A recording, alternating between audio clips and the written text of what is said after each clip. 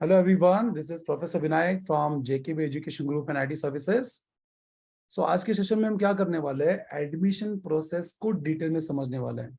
We are going to understand the admission process in details. Which admission process? The engineering admission process in entire Maharashtra and Mumbai. पूरे महाराष्ट्र में मुंबई में same admission process है. तो अभी engineering की admission process है, उसको दो पार्ट में मैं डिवाइड कर दूंगा. I'll divide the entire admission process in two parts. Point number one, एक इनरोलमेंट प्रोसेस रहेगा और पार्ट नंबर टू एक ऑप्शन फॉर्म प्रोसेस रहेगा. सो पूरी जो एडमिशन प्रोसेस है उसको दो पार्ट में अगर हम डिवाइड करेंगे तो इनरोलमेंट प्रोसेस और ऑप्शन फॉर्म रहेगा. इनरोलमेंट प्रोसेस में क्या करते हैं आप आपका रिजल्ट कहाँ पे डिक्लेयर हुआ? Your result got declare on Maha CET cell portal. Yes, CET cell portal है, वहां पे आपका रिजल्ट डिक्लेयर हुआ था. उनके पास आपका रिजल्ट था. किसका रिजल्ट? जितने भी महाराष्ट्र में बच्चे हैं वो सभी कैंडिडेट्स का रिजल्ट सीईटी सेल के पास था. एडमिशन पोर्टल खुलने के बाद क्या होता है, आप सब लोग को आपके पर्सनल डॉक्यूमेंट्स, उसमें आपके पर्सनल जो भी है, आपके रिजल्ट्स, 10th-12th के रिजल्ट, उसके बाद आपके पर्सनल डिटेल्स, आपका नाम, आपके नंबर्स, फैमिली की डिटेल्स, कास्ट की डिटेल्स, माइनॉरिटी की डिटेल्स, जो भी आपका पर्सनल डिटेल्स है वो आप फिलअप करते हो. उसके बाद आपको क्या करना है, सभी डॉक्यूमेंट स्कैन करना है. तो ऐसा कौन करेगा? जितने भी बच्चे, जितने भी इंजीनियरिंग एस्पिरेंट स्टूडेंट्स है from Maharashtra, they all are going to fill their details and scan the documents and upload. Which portal? CET cell का पोर्टल. उनके पास, सीईटी सेल के पास क्या था? तुम्हारा रिजल्ट था. कौन सा? सीईटी का. अब जब आप डिटेल्स अपलोड कर दोगे, आपके 10th-12th के मार्क्स से लेके आपके पर्सनल डिटेल्स सब अपलोड कर दोगे, तो उनके पास क्या रहेगा? पूरे महाराष्ट्र के बच्चों का डिटेल्स रहेगा जो इंजीनियरिंग में अप्लाई करने वाले हैं. क्लियर? अभी अप्लाई करते समय मोर देन 1 लाख स्टूडेंट है, 1 लाख से भी ज्यादा स्टूडेंट्स है. So obviously students are going to make a mistake. तो बच्चे तो मिस्टेक करेंगे. That's why the second thing in first part, admission का फर्स्ट पार्ट बोल रहा हूं मैं. फर्स्ट पार्ट है इनरोलमेंट प्रोसेस, सेकंड पार्ट है option form cap round process. तो जो इनरोलमेंट प्रोसेस है, सीईटी सेल के पास सबका रिजल्ट था, आप सबने डॉक्यूमेंट्स अपलोड कर दिया. अभी वेरिफिकेशन आ जाएगा. तो जो भी फैसिलिटेशन सेंटर है उसकी लिस्ट हमारे पोर्टल पे है. कौन सा पोर्टल? सीईटी सेल का पोर्टल, गवर्नमेंट का पोर्टल. मैं जो भी इंफॉर्मेशन देता हूँ गवर्नमेंट की साइट की इंफॉर्मेशन है. करेक्ट? सो राउंड 1 में हमने बहुत सारी चीजें डिस्कस की थी. गवर्नमेंट अलॉटेड सीट गैस के बारे में बताया था मैंने, क्योंकि पर्सनली मैं डोनेशन के खिलाफ हूँ. दूसरा मैंने बताया था कस्टमाइज कॉलेज की रैंकिंग, आपको रैंकिंग भी दिखाई थी, कॉलेज की लिस्ट भी दिखाई थी. और तीसरा ब्रांच. सो ये सेशन में, ये पार्ट 2 सेशन है, ये कंक्लूजन वाला सेशन है. इसमें मैं आपको एडमिशन प्रोसेस डिटेल में बता के ब्रांचेस का डिस्कशन करूंगा और लास्ट में आपके डाउट्स भी ले लूंगा. सो एडमिशन प्रोसेस का दो पार्ट, एक इनरोलमेंट प्रोसेस और दूसरा option form cap round process. Enrolment process में उनके पास आपका रिजल्ट था. किसके पास? सीईटी सेल के पास. आपने क्या किया? डॉक्यूमेंट स्कैन करके दे दिया. अभी स्कैन करने के बाद वेरिफिकेशन भी आ जाएगा. तो जो भी आपके क्लोजेस्ट इंजीनियरिंग के कॉलेजेस है जहाँ पे आप रहते हो, क्लोजेस्ट इंजीनियरिंग कॉलेज या फिर फैसिलिटेशन सेंटर का लिस्ट भी आ जाता है सीईटी सेल के पोर्टल पे. वहां जाके जो भी आपने डॉक्यूमेंट दिए हैं उसको वेरीफाई करवाना है. और जब आप वेरीफाई करोगे उसके बाद वेरीफाइड डेटा उनके पास रहेगा. फिर प्रोविजनल मेरिट रैंक आएगा, ग्रीवियंस पीरियड आएगा, फाइनल मेरिट रैंक आ जाएगा. फाइनल मेरिट रैंक आने के बाद सीट मैट्रिक्स आ जाएगा, फिर ऑप्शन फॉर्म आ जाएगा, कैप राउंड आ जाएगा, दूसरा प्रोसेस चालू हो जाएगा. सो बहुत सारी चीजें हम डिस्कस आराम से कर लेंगे.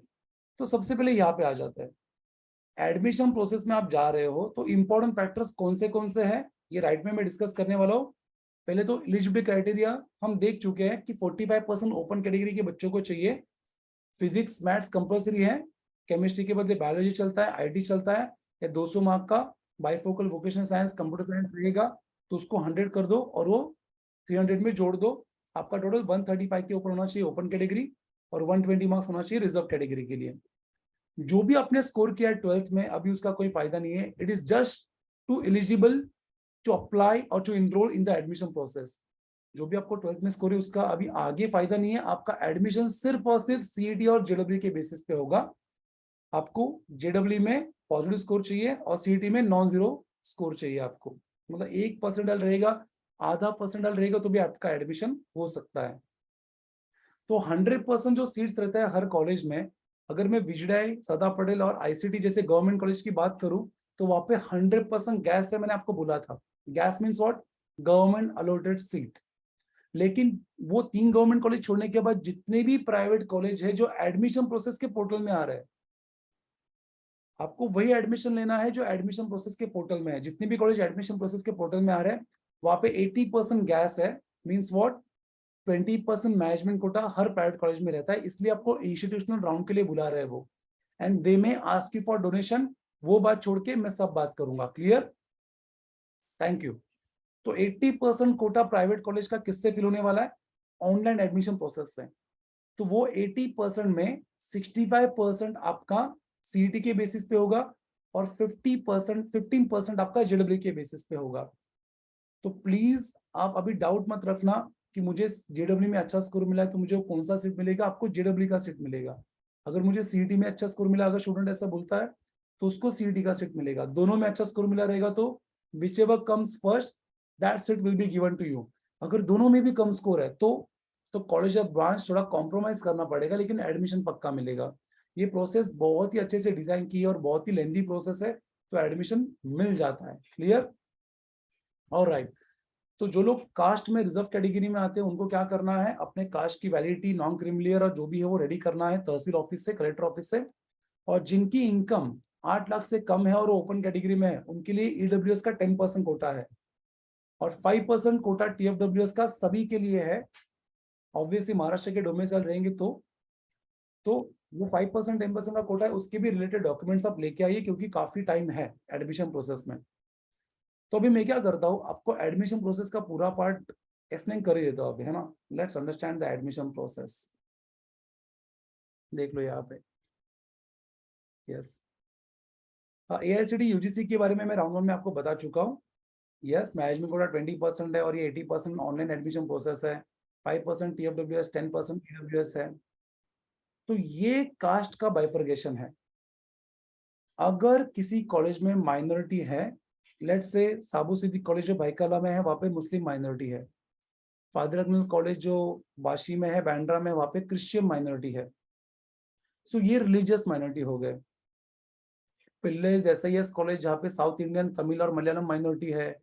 सोमाया सायन वाला जहाँ पे गुजराती माइनॉरिटी है। थाडोमल स्वामी विवेकानंद जहाँ पे सिंधी माइनॉरिटी है। डीजे सांगवी में गुजराती माइनॉरिटी है। ये हो गई लिंग्विस्टिक माइनॉरिटी। तो ये कॉलेजेस में आपको रिजर्व कैटेगरी के बच्चों को कास्ट का बेनिफिट्स, मार्क्स का बेनिफिट नहीं मिलेगा। अगर कॉलेज में माइनॉरिटी नहीं है, वैसे कौन से कॉलेज है? भारतीय विद्यापीठ खारगर में है, राजीव गांधी कॉलेज वर्सोवा में है, विद्यालंकर कॉलेज वडाला में है। ये सभी कॉलेज में माइनॉरिटी नहीं है तो वहां पे रिजर्वेशन मिलेगा आपको। Clear? I hope it's clear. तो रिजर्वेशन जो रहती है वो 50% रहती है। 90% ओबीसी है, शेड्यूल कास्ट के लिए 13% है, एनटी एबीसी के लिए 11% है। ओके, शेड्यूल ट्राइब्स के लिए 7% है, एसबीसी के लिए एक्स्ट्रा 2% रहता है, ईडब्ल्यूएस के लिए 10% रहता है, टीएफडब्ल्यूएस के लिए 5% रहता है। ओके, मराठा रिजर्वेशन जो 1-2 साल के लिए आया था 2 साल पहले, वो अभी ये साल नहीं है। माइनॉरिटी का मैंने बता दिया था, रिलीजियस और लिंग्विस्टिक 2 टाइप के माइनॉरिटी है। तो ये सब बेसिक डिटेल्स मैंने आपसे डिस्कस की। Now I am coming to the main point. Main point अभी आपसे डिस्कस करता हूं मैं। जैसे ही पोर्टल खुल चुका है, वी ऑल नो 21 सितंबर 2022 को 14 डेज का टाइम दिया उन्होंने। दे हैव गिवन 14 डेज का time for what? Just to fill the documents, to fill the details and upload the documents and verify at the same time। मतलब college में जाके, facilitation centre में जाके आपको वेरीफाई करना है। मतलब एक छोटा सा काम है, 1 घंटा लगता है फॉर्म भरने के लिए और 2-3 घंटे लगते हैं वेरीफाई करने के लिए। वो 3 घंटे के काम के लिए आपको 14 डेज का टाइम लिया है। So very important advice to each one of you over here, do not hurry। Please घाई मत करो और गड़बड़ मत कर देना, आराम से फॉर्म फिल करना। ओके, जैसे ही 14 डेज खत्म हो जाते हैं तो 7 अक्टूबर को आप सब लोग को प्रोविजनल मेरिट रैंक मिलने वाला है। Now what is this provisional merit rank? ये प्रोविजनल मेरिट रैंक क्या है? जैसे मैंने आपको इनिशियली बताया था कि सीईटी सेल के पास, जहाँ पे आप एडमिशन प्रोसेस में अप्लाई कर रहे हैं, तो सीईटी सेल के पास क्या है? उनके पास आपका रिजल्ट है, फिर आप सब लोगों ने आपके डॉक्यूमेंट्स दिए, फिर डॉक्यूमेंट्स को वेरीफाई भी किया कॉलेज जाके. Now CET cell has the verified data of all the candidates in Maharashtra and India, those who want to enroll for the admission process in Maharashtra. Maharashtra के इंजीनियरिंग कॉलेज में सभी admission लेने के लिए, फिर गवर्नमेंट कॉलेज हो या private college हो, वहां पे अगर किसी को जाना है तो उस एडमिशन प्रोसेस में कितने बच्चे हैं पूरे इंडिया से, महाराष्ट्र से, मुंबई से कितने बच्चे हैं और कितने बच्चों ने इनरोल किया और उनका वेरिफिकेशन किया, वो सब डेटा है सीईटी सेल के पास. On the basis of that data आप सब लोग को मिलेगा प्रोविजनल मेरिट रैंक. अभी रैंक का भी कितना टाइप्स है? There are 26 types of rank we have in this admission process. 26 type के रैंक है. आपको सब रैंक नहीं समझने हैं, तो आपको क्या करना है, एक बात समझ लीजिए, आपने जेडब्ल्यू का एग्जाम दिया तो आपको ऑल इंडिया रैंक मिलेगा. अगर आपने सीईटी का एग्जाम्पल दिया है तो आपको स्टेट लेवल रैंक मिलेगा और यूनिवर्सिटी रैंक मिलेगा. Now what is university rank? अगर आप मुंबई रीजन में रहते हो तो मुंबई आपकी होम यूनिवर्सिटी है, तो आपका एडमिशन यूनिवर्सिटी रैंक से होने वाला है. कोई पुणे का बच्चा मुंबई में आना चाहता है, कोई नागपुर का बच्चा मुंबई में आना चाहता है, कोई कोल्हापुर का बच्चा मुंबई में आना चाहता है, मतलब मुंबई छोड़ के पूरे महाराष्ट्र के बच्चे मुंबई में आना चाहते हैं. तो आउटसाइड ऑफ होम यूनिवर्सिटी के बच्चे जब मुंबई के कॉलेज में आना चाहते हैं तो उनका एडमिशन होगा स्टेट लेवल रैंक से. तो उसके बारे में आपको सोचना नहीं है. मैं जनरली रिकमेंड करता हूँ कि मुंबई के बच्चे मुंबई में रहे, पुणे के बच्चे पुणे में रहे. Hostel life is not that good unless you are getting the best college. IIT, NIT और गवर्नमेंट कॉलेज अगर मिलता है तो ही हॉस्टल लाइफ प्रेफरेबल है. अदरवाइज हॉस्टल लाइफ में सजेस्ट नहीं करता, क्योंकि पिछले 11 साल से मैं 22,000 बच्चों की काउंसलिंग ले चुका हूँ. 15 से 18 कॉलेज में मैं गेस्ट फैकल्टी जा चुका हूँ और इतने सारे इंजीनियरिंग के टॉपिक पढ़ा है. मैं बच्चों के साथ रहता हूँ, काफी कुछ टाइम स्पेंड करता हूँ. I am very much aware of the personal and in general career problems. So ये एक्सपीरियंस से, हजारों बच्चों के एक्सपीरियंस से बोल रहा हूँ कि हॉस्टल लाइफ प्रेफरेबल नहीं है unless the college is too good. Yes, I hope it is clear to you. अगर आपको यहाँ तक सब कुछ समझा है तो please type clear in the chat box. आपको किसी को भी बात नहीं करनी है. Please type clear in the chat box if it is clear to you. Everyone, thank you so much. Thank you. Keep responding in the chat. मैं आपको बहुत सारी इंफॉर्मेशन बताने वाला हूँ अभी. Thank you, thank you. Alright, तो अभी 7 अक्टूबर को जो प्रोविजनल मेरिट रैंक आ जाएगा, ये डेट थोड़ी सी आगे पीछे होती है. देखो सीईटी का पोर्टल मेरे पास भी है, even I have CET portal, है ना. तो इसमें ये नहीं है, ये जोसा का है. ये देखो, ये सीईटी पोर्टल है आपका. यहीं पे आपका रिजल्ट भी आउट हुआ था, इसी यहीं पे आपका एडमिशन प्रोसेस है. ये जो इंपॉर्टेंट डेट्स है, देखो 7 अक्टूबर लिखा ना प्रोविजनल मेरिट रैंक के लिए. सेम स्केड्यूल मेरे पास भी है. I have the same schedule. Okay, please don't ask any question right now. End में आपके क्वेश्चन लिए जाएंगे, थोड़ा सा कंट्रोल करना. Okay Rohit, I talk to you afterwards after this recording. So provisional merit rank आने के बाद आपको रैंक मिलेगा. उसमें होम यूनिवर्सिटी रैंक रहेगा, स्टेट लेवल रैंक रहेगा, ऑल इंडिया रैंक रहेगा. अब जितने भी बच्चे कास्ट में आते हैं, ओबीसी का रैंक अलग, शेड्यूल कास्ट का रैंक अलग, एनटी का ABCD 4 रैंक, एसटी का रैंक, एसबीसी का रैंक, ईडब्ल्यूएस का रैंक, टीएफडब्ल्यूएस का रैंक. टीएफडब्ल्यूएस भी होता है 5%. देखो यहाँ पे मैंने मेंशन किया टीएफडब्ल्यूएस 5% है, उसके रैंक. तो ये कम से कम 12-13 रैंक तो मैंने आपको यहीं पे बता दिए. अब ये जनरल रैंक है, इसमें गर्ल्स के अलग से रैंक दिए जाते हैं. मतलब in every section girls has separate quota. मतलब कोई अगर फीमेल कैंडिडेट है, कोई अगर स्टूडेंट है, हमारी प्यारी बच्ची अगर कोई एडमिशन प्रोसेस में अप्लाई कर रही है, तो उसको जनरल से भी एडमिशन मिल सकता है और गर्ल्स कोटा से भी एडमिशन मिल सकता है. I mean if you are a boy as a student तो आपको जनरल रैंक मिलेगा, और कास्ट में हो तो कास्ट के रैंक अलग से मिलेंगे. But if you are a girl as a student, you will be having general as well as ladies rank. That means what? Girls has the maximum chances to get the admission into engineering. तो girls को, लड़कियों को ज्यादा chances है admission मिलने के. तो girls अभी आप स्माइल कर सकते हो अगर आप ये सेशन सुन रहे हो तो. ओके, चलो ये सब भी बताया मैंने, कितने टाइप्स के रैंक होते हैं वो सब, है ना. बहुत सारे टाइप के रैंक है. आपको कितने रैंक मिलेंगे और आपको कस्टमाइज रैंकिंग कैसे बनानी है वो हम आगे के सेशन में पक्का देखेंगे. Don't worry. मैंने मेरे 4 साल के मेंटरशिप के बारे में बताया है, तो ये जो आप आज मुझे सुन रहे हो, ये सिर्फ आज के लिए नहीं है, आगे के 4 साल के लिए बहुत कुछ एक्टिविटीज़ करनी है। मेरा खुद का एजुकेशन ग्रुप भी है और आईटी कंपनी भी है, जिसमें हम बहुत सारे प्रोजेक्ट्स करते हैं। सो वो भी बात करेंगे हम लास्ट में। तो प्रोविजनल मेरिट रैंक में क्या मिलेगा आपको? हर किसी को यहाँ पे 3 से 4 रैंक मिलेंगे और गर्ल्स रहेंगे तो 5 से 6 रैंक सबको मिलने वाले हैं। Now why do we call it as a provisional? Provisional को इसको प्रोविजनल क्यों बोलते हैं? क्योंकि 99.5% एक्यूरेट है। 0.5% ऐसा हो सकता है ना कि मिस्टेक हो सकती है। अब मिस्टेक कौन करेगा? जब स्टूडेंट 14 डेज़ में अपने डॉक्यूमेंट्स अपलोड कर रहे हैं और डॉक्यूमेंट्स अपलोड करते समय उनसे कुछ मिस्टेक हो गई। लाखों बच्चे हैं ना, बच्चे तो महान हैं। मिस्टेक तो होना ऑब्वियस है, ह्यूमन एरर तो होता ही है। तो बच्चों से मिस्टेक हो गई और वेरिफिकेशन करने के लिए जो बैठे हैं कॉलेज में वो भी महान है। सो देयर आर चांसेस कि वो लोग भी मिस्टेक करें। तो अगर दोनों ने भी मिस्टेक की और किसी का डॉक्यूमेंट्स लेट आ रहा है, तो इसीलिए प्रोविजनल मेरिट रैंक दिया जाता है। सो प्रोविजनल मेरिट रैंक की 2 पर्पस है। एक, अगर किसी ने मिस्टेक किया तो कैंडिडेट ने और वेरिफिकेशन डिपार्टमेंट ने, और दूसरा किसी का डॉक्यूमेंट्स लेट आ रहा है तो ये प्रोविजनल मेरिट रैंक दिया रहता है, जो 99.5% एक्यूरेट रहता है। तो 3 दिन का आपको करेक्शन का टाइम मिलेगा। 3 डेज ग्रेवियंस पीरियड रहता है, जहां पे आप रेक्टिफिकेशन कर सकते हो, अपनी गलती सुधार सकते हो। उसके बाद आपको क्या मिलेगा? गलती सुधार ली आपने, सब कुछ किया, तो अब सीईटी सेल के पास क्या है?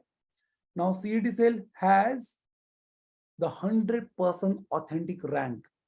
बच्चों ने अपने डिटेल्स दे दिए, वेरीफाई कर लिए, ग्रेवियंस पीरियड में जो 0.5 करेक्शन था वो भी कर लिया। Now it's time for final merit rank, और अब दंगल होगा, आमिर खान का दंगल। मतलब अब बहुत मजा आएगा, क्योंकि अब पिक्चर में आने वाला है कैप राउंड 1। अभी कैप राउंड 1 के पहले मैं आपसे कुछ डिस्कस करने वाला हूँ। देखो, इतना प्रोसेस तो समझा ना आपको। Please type FMR in the chat box. FMR, if you got this till now, final merit rank, है ना? FMR टाइप करो। Yes, please keep typing FMR। जो टाइप करेगा उसके क्वेश्चन के आंसर्स दिए जाएंगे लास्ट में। जो टाइप नहीं कर रहे,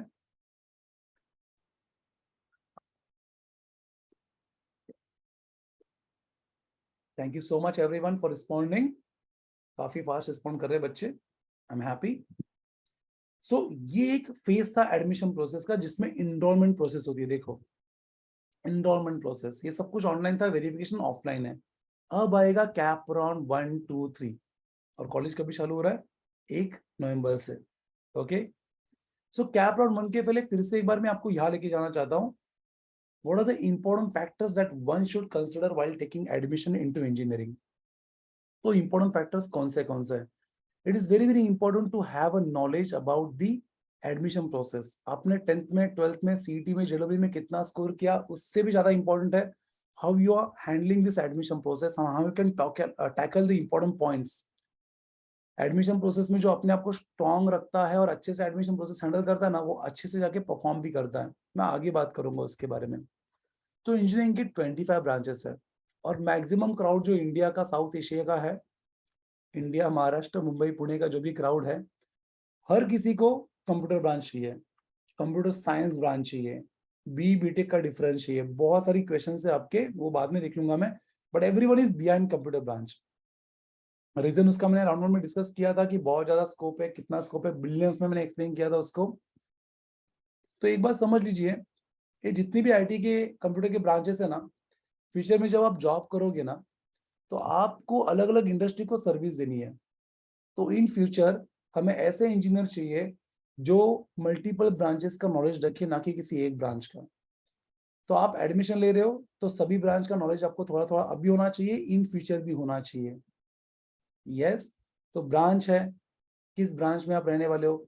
फिर कॉलेज, इतने सारे कॉलेजेस है मुंबई में, 65 से ज्यादा, पूरे महाराष्ट्र में 370 से भी ज्यादा कॉलेज है। फिर कॉलेज की कट ऑफ, है ना, इतने सारे टाइप के रैंक है, और सभी रैंक की कट ऑफ रहती है। फिर कॉलेज का प्लेसमेंट, जरा सोचो कि मैक्सिमम क्राउड जो है इंडिया का, वो इंजीनियरिंग के बाद इमीडिएटली उनको प्लेसमेंट नहीं मिलता, उनको स्ट्रगल करना पड़ता है।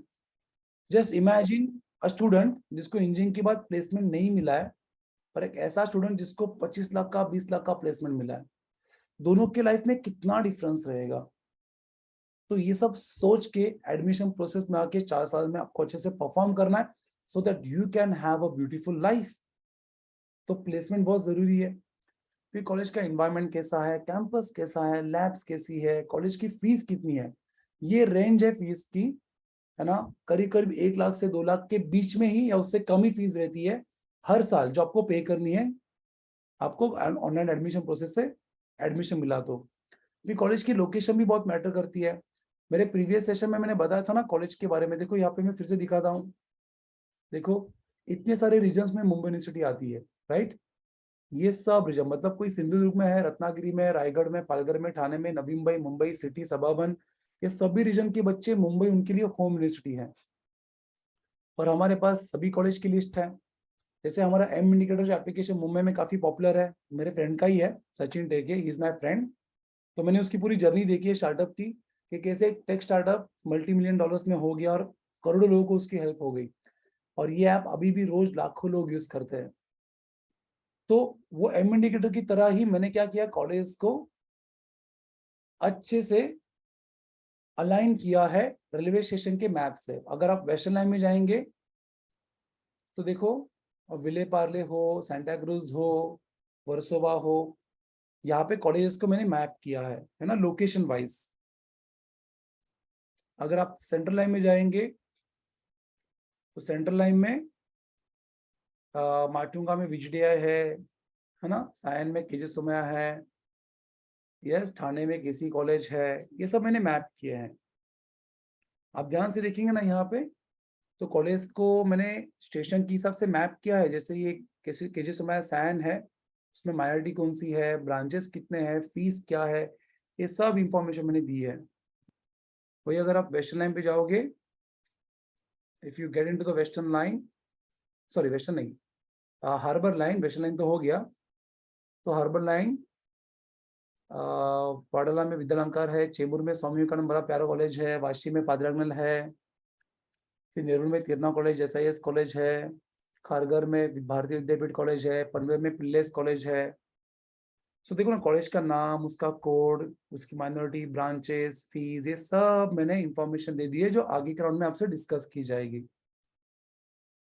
तो कॉलेज की लोकेशन बहुत ज्यादा मैटर करती है, because this is your daily travelling. आप बहुत ज्यादा ट्रैवल नहीं कर सकते ऑन अ डेली बेसिस, तो कॉलेज की लोकेशन भी बहुत ज्यादा मैटर करती है। Okay, coming to this point. तो अभी तक मैंने क्या क्या डिस्कस किया, branch, college, cut off, placement, है ना, campus, fees, travelling, teaching staff. अब ये पर्सनल क्वेश्चन है, मैं ओपनली आप सबको नहीं बता सकता कौन से कॉलेज में कैसे पढ़ाते हैं, बट काफी इंफॉर्मेशन हम रखते हैं, तो ये पर्सनली आपसे डिस्कस किया जाएगा। प्रोजेक्ट बेस्ड लर्निंग ये होता क्या है ना, हर साल कॉलेज की तरफ से, यूनिवर्सिटी की तरफ से, इंडिया की तरफ से बहुत सारे बच्चे यूरोप जाते हैं 30 डेज या 45 डेज के लिए। मतलब फर्स्ट ईयर सेकंड ईयर या सेकंड थर्ड ईयर के बीच का जो वैकेशन रहता है ना, या थर्ड ईयर लास्ट ईयर के बीच में जो वैकेशन रहता है, तो यूरोप जाते हैं और वहाँ की यूनिवर्सिटी में कैंपस में रह के प्रोजेक्ट्स पे काम करके आते हैं। या इंडिया में भी काफी सारे इसके प्रोजेक्ट्स हो रहे हैं, ये सब हम बाद में डिस्कस करेंगे। R&D डिपार्टमेंट है क्या, R&D मतलब रिसर्च एंड डेवलपमेंट है क्या कॉलेज के अंदर। तो ये सभी फैक्टर्स इंपॉर्टेंट है आप इंजीनियरिंग में एडमिशन ले रहे हो तो। अबाउट मी एंड जेकेबी, तो मेरे साथ प्रोफेसर NH दुबे सर है, जो मैकेनिक्स और ड्राइंग के बुक के ऑथर है, और ऐसे 10 बुक उनके मार्केट में है। आप गूगल पे सर्च करेंगे प्रोफेसर NH दुबे कौन है, तो आपको पता चल जाएगा। और दूसरी बात, अगर आप अ, पिछले 25 साल में जो भी इंजीनियर पास आउट हुआ रहेगा ना, उनको भी आप पूछ सकते हो सर के बारे में। तो वो NH दुबे सर ऑथर मेरे साथ है, और विजय के alumni भी है। हम बच्चों को एडमिशन प्रोसेस में गाइड करते हैं, फर्स्ट ईयर में कोचिंग देते हैं, सेकेंड ईयर में हम उनको प्लेसमेंट के लिए रेडी करते हैं, थर्ड ईयर में इंडस्ट्री के प्रोजेक्ट्स देते हैं, ताकि वो inter college, university, state level, national level, international level पे कंपटीशन में पार्टिसिपेट करे प्रोजेक्ट्स के। जैसे रोबोकॉन फेस्टिवल है, टेक फेस्ट होता है इंटरनेशनल लेवल पे, तो मोसो बच्चों को गाइड करता है। फ्यूचर गाइडेंस में हम बच्चों को गवर्नमेंट जॉब के लिए अगर क्या क्या करना है वो सेकंड थर्ड ईयर में बताते हैं। अगर किसी को मास्टर्स करना है अब्रॉड में, तो उसको सेकंड थर्ड ईयर में, लास्ट ईयर में क्या क्या करना पड़ेगा वो सब बताते हैं, ताकि मास्टर्स करने जब वो US यूरोप में जाए तो स्कॉलरशिप लेके जाए और अपने 50-60 लाख बचाए। तो वो सब मेंटरशिप भी हम हमारे फ्यूचर करियर काउंसलिंग में बताते हैं। सो हम बहुत सारे एक्टिविटी करते हैं, ये तो आपको बस एक झलक दिख रहा है, ओके। या अभी हम क्या कर रहे हैं, फैसिलिटेशन सेंटर का काम कर रहे हैं, अभी हम डॉक्यूमेंट वेरिफिकेशन चालू है तो हम वो कर रहे हैं। डॉक्यूमेंट वेरिफिकेशन जैसे ही खत्म हो जाता है, provisional mid rank, final mid rank जैसे ही आ जाता है, तो एआरसी सेंटर पिक्चर में आ जाएगा, जो मैं आगे आपसे डिस्कस करने वाला हूँ। और ये लिस्ट ऑफ डॉक्यूमेंट्स है जो एडमिशन प्रोसेस के लिए इंपॉर्टेंट है। So we have just discussed the important factors while one should take the admission into engineering. अगर आपको ये factors clear है, please type clear in the chat box, everyone. ये सब के बारे में आपको सोचना है, because this is your life, your career. Please type clear in the chat box.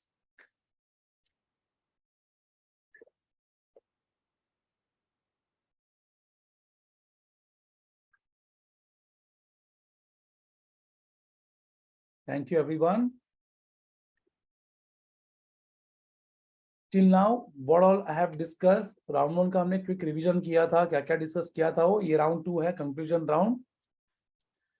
और हमने क्या क्या डिस्कस किया, एडमिशन प्रोसेस का फर्स्ट पार्ट डिस्कस किया, एनरोलमेंट प्रोसेस, फिर हमने इंपॉर्टेंट फैक्टर डिस्कस किए। अब ये सभी इंपॉर्टेंट फैक्टर्स में से सबसे इंपॉर्टेंट फैक्टर कौन सा है, मुझे चैट बॉक्स में बताओ। Out of all this which is the most important factors, please let me know in the chat box. ये सभी ऑप्शंस आपके सामने हैं, इसमें से सबसे इंपॉर्टेंट फैक्टर कौन सा है, मुझे कौन बताएगा। Everyone please keep responding. Admission process में मुझे बहुत अजीब अजीब आंसर्स मिल रहे हैं चैट बॉक्स में, बट चलेगा। Yes, branch is the most important factor. क्यों sir, why branch is most important? क्योंकि ये जो ब्रांच है इंजीनियरिंग का, जो आपके साथ हमेशा रहेगा, this is a branch which is going to be with you for next many many years. Engineering के साथ और इंजीनियरिंग के बाद, मतलब 4 साल, जो भी ब्रांच आप चूज करोगे 4 साल उसी में पढ़ना है, और आगे जाके जॉब बिजनेस स्टार्टअप इसी ब्रांच में करना है। तो branch is the most important factors. और कितने सारे टाइप के ब्रांचेस है आप देख लो, कितने सारे टाइप के ब्रांचेस है, we have so many branches with us. तो मैं क्या करता हूँ, थोड़ा थोड़ा हर एक ब्रांच को एक्सप्लेन करता हूँ, so that you can get some clarity about what all we have as a career option in branch. So आप चाहते हैं अगर मैं ब्रांचेस एक्सप्लेन करूँ, please type yes in the chat box. Please type S in the chat box. Yes. And let's discuss the branch and then the option form. Ready? Yeah, please responding yes in the chat box. तो ये जो 4 branches आप देख रहे हो, ये 4 core branches है engineering की, जो सबसे पुराने हैं, एवरग्रीन है, और इनमें हमेशा स्कोप रहेगा। ये सालों से, हजारों सालों से, या फिर more than a decades, more than a century, more than a I must say 1000 years हम ये यूज कर रहे हैं। कैसे? Let's have a look. Electrical branch, जब से इलेक्ट्रिसिटी का इन्वेंशन हुआ है, थॉमस एडिसन ने इलेक्ट्रिक बल्ब के पहले इलेक्ट्रिसिटी का इन्वेंशन किया था, उसके पहले से तब से लेके आज तक हम इलेक्ट्रिकल ब्रांच यूज कर रहे हैं। सिंपल सा क्वेश्चन आपको है, till what time we are going to use this electricity?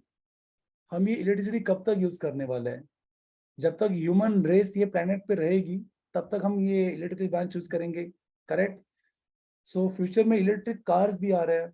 Electric cars आप देख लो, आफ्टर फ्यू ईयर्स और मे बी सम डिकेड्स, हमारी सोसाइटी में भी क्या रहेगा, चार्जिंग पॉइंट रहेगा। तो जो हमारे घर पे इलेक्ट्रिसिटी बिल आते हैं ना, वो कितने बढ़ने वाले हैं, because everything is going to work on electrical.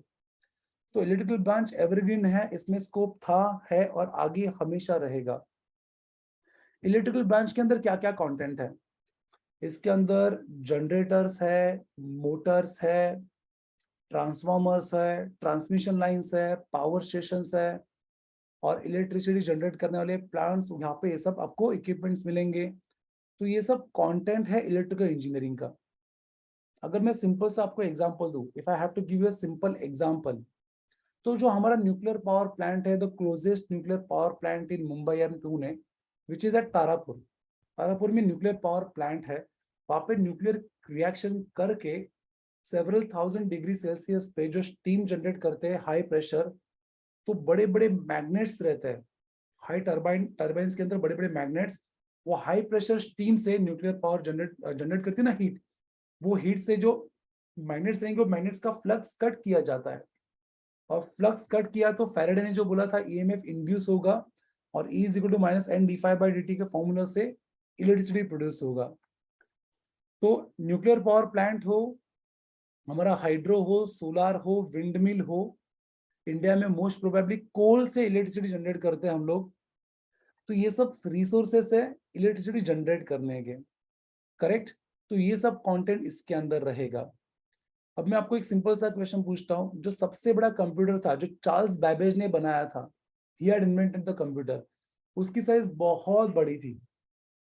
I must से पूरा 2 माले का फ्लोर पकड़ लो या 2-3 फ्लैट मिक्स करके जो बड़ा साइज होगा ना, उतने बड़े साइज का उसने एक डेमो बनाया था। यस, और वो इलेक्ट्रिकल सर्किट था उसके अंदर। वो सर्किट कॉम्पैक्ट होते गया होते गया होते गया होते गया। Now this is the size, है ना, मेरा लास्ट फिंगर का जो नेल है इतना साइज रहता है एक चिप का, एक प्रोसेसर का।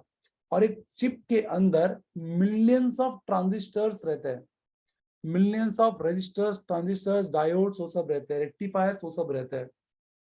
सो ये नैनो टेक्नोलॉजी है। इलेक्ट्रिकल टू इलेक्ट्रॉनिक्स जर्नी तय करने के लिए हमने 100-150 साल लिए हैं, और ये सब का सब क्रेडिट जाता है हमारे साइंटिस्ट को। यस, सो इलेक्ट्रॉनिक इंजन्स के अंदर क्या है, कंट्रोलर्स है, माइक्रो प्रोसेसर्स है, ट्रांजिस्टर्स है, चिप्स है। जो भी आप टीवी खोलो या मोबाइल खोलो या कोई भी इलेक्ट्रॉनिक डिवाइस खोलेंगे तो ग्रीन कलर का बोर्ड दिखता ना आपको, foundation board. All this things comes under electronics engineering. अभी रिसेंटली इंडिया में, अच्छा, इंडिया में जितने भी इक्विपमेंट्स है इलेक्ट्रॉनिक्स के सब कोरिया और ताइवान से ऑर्डर करते हैं। मोस्टली ताइवान से ऑर्डर करते हैं हम लोग, because Taiwan has become the hub for the electronics equipments for the entire world. इसलिए चाइना अटैक कर रहा है ताइवान के ऊपर, और यूएस चाइना को, ताइवान को हेल्प कर रहा है। और ताइवान की कंपनी है फॉक्सकॉन, जो वेदांत के साथ इंडिया में मैन्युफैक्चरिंग प्लांट शायद से गुजरात या महाराष्ट्र में चालू करने वाले, उसके लिए पॉलिटिकल फाइट चालू है, बट आप सब लोग को ये पता रहेगा। सो इलेक्ट्रॉनिक्स के अंदर मैंने क्या है बता दिया। अभी इलेक्ट्रॉनिक्स और telecommunication, computer, IT, AI, ML, ये चारों ब्रांच में एक साथ आपको एक्सप्लेन करूंगा। मैं चाहूंगा कि ये सेशन के बाद आप सब लोग है ना जूम पे जाओ। Yes, you all visit zoom, sorry zoom नहीं, गूगल पे जाओ, सॉरी। और गूगल पे जाके आपको टाइप करना है optical fibre network in the world, और आप इमेजेस में जाओ, गेट इनटू द इमेजेस। आप इमेजेस में जाएंगे तो आपको ये पूरे अर्थ का मैप मिलेगा। This is the map you would see, देख रहे हैं आप, यहाँ पे हमारा इंडिया है, यहाँ पे देखो अफ्रीका, यहाँ पे हमारा यूरोप, हमारा बोल रहा हूँ मैं, वसुदेव कुटुंबकम, पूरी दुनिया हमारी है। ये यूरोप है, यहाँ पे यूएस है, नॉर्थ अमेरिका, साउथ अमेरिका। और ये जो आपको कलर दिख रहा है ना, ये वायर दिख रहा है ना, वायर्स, ये समुद्र के अंदर से जाने वाले ऑप्टिकल फाइबर वायर्स है। हजारों लाइन समुद्र के अंदर से जाते हैं ऑप्टिकल फाइबर नेटवर्क, और इसी से हम सब लोग इंटरनेट यूज करते हैं। पूरे वर्ल्ड में 10 कंपनी है, 10-12 कंपनी, जो पूरी दुनिया को, पूरे वर्ल्ड के सभी कंट्रीज को इंटरनेट सर्विस प्रोवाइड करती है। उसमें से हमारे रतन टाटा भी है, होराइजन, अल्काटेल, एटीएनटी, ये सब फॉरेन की कंपनीज है। हमारी इंडियन टाटा कम्युनिकेशन जो कंपनी है, वो पूरे वर्ल्ड में से 40 कंट्रीज को नेट प्रोवाइड करती है। ऐसे 10 कंपनीज पूरे वर्ल्ड को नेट प्रोवाइड करते हैं।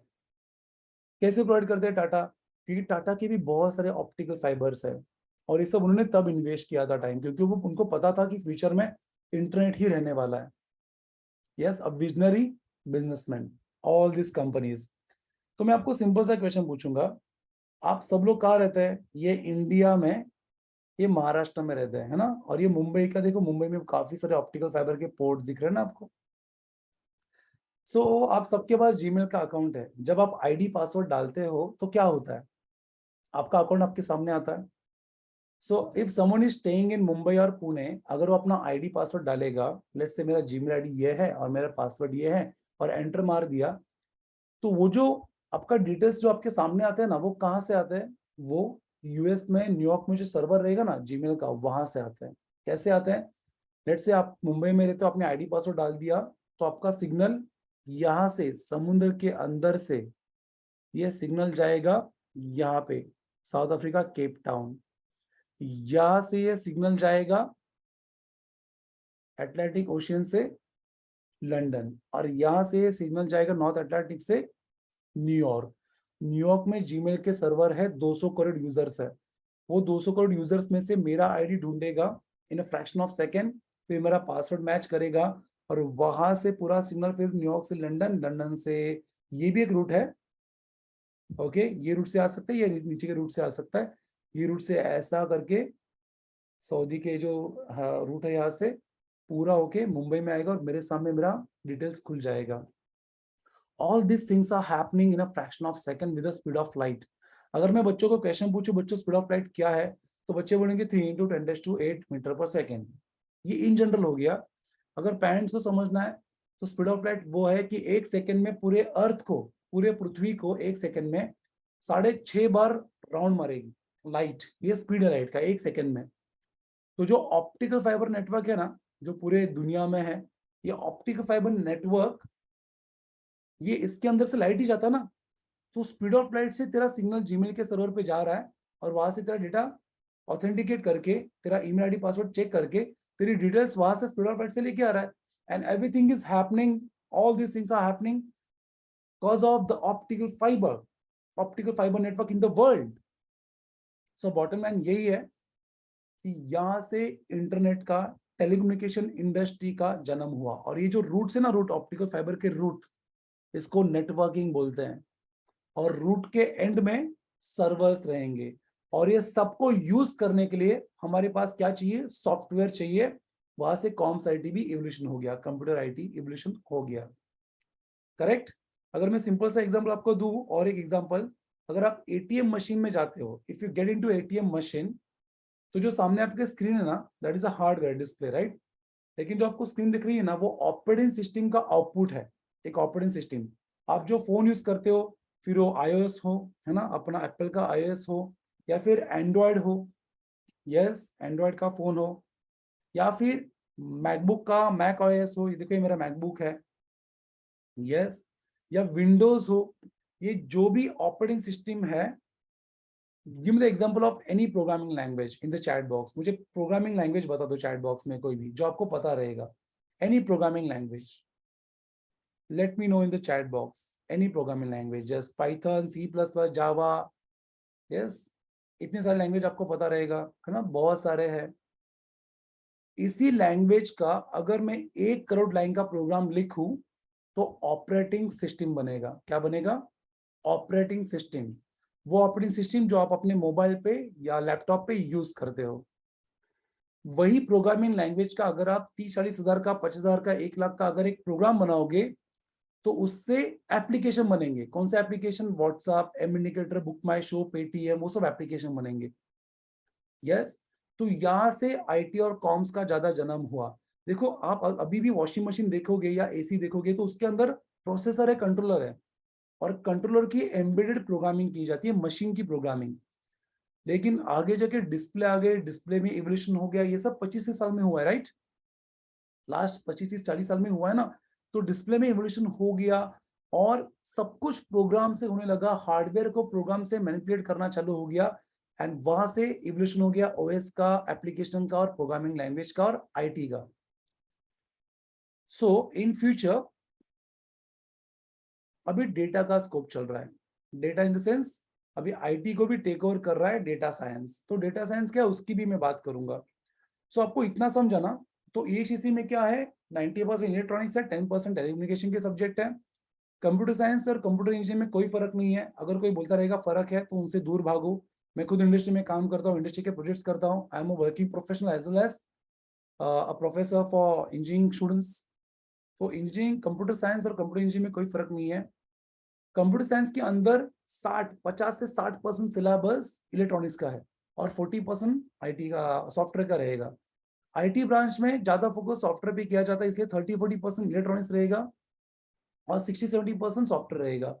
AI, CSML, artificial intelligence, computer science का जो पार्ट है, मशीन लर्निंग जो है, या डेटा साइंस है, या आईओटी है, उसमें भी 70-80% सिलेबस कंप्यूटर इंजीनियरिंग का ही रहेगा, इलेक्ट्रॉनिक्स का रहेगा।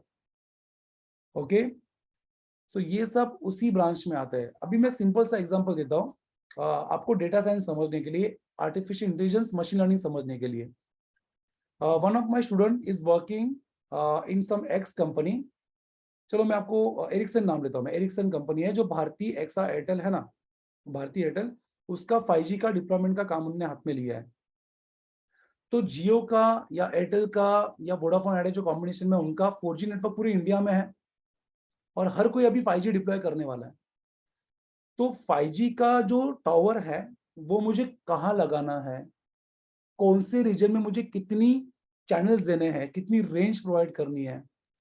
लेट्स से अगर आप अंधेरी की बात करें तो अंधेरी में एक साइड समुंदर है, वेस्ट के वो साइड, और ये साइड बहुत ज्यादा क्राउड है।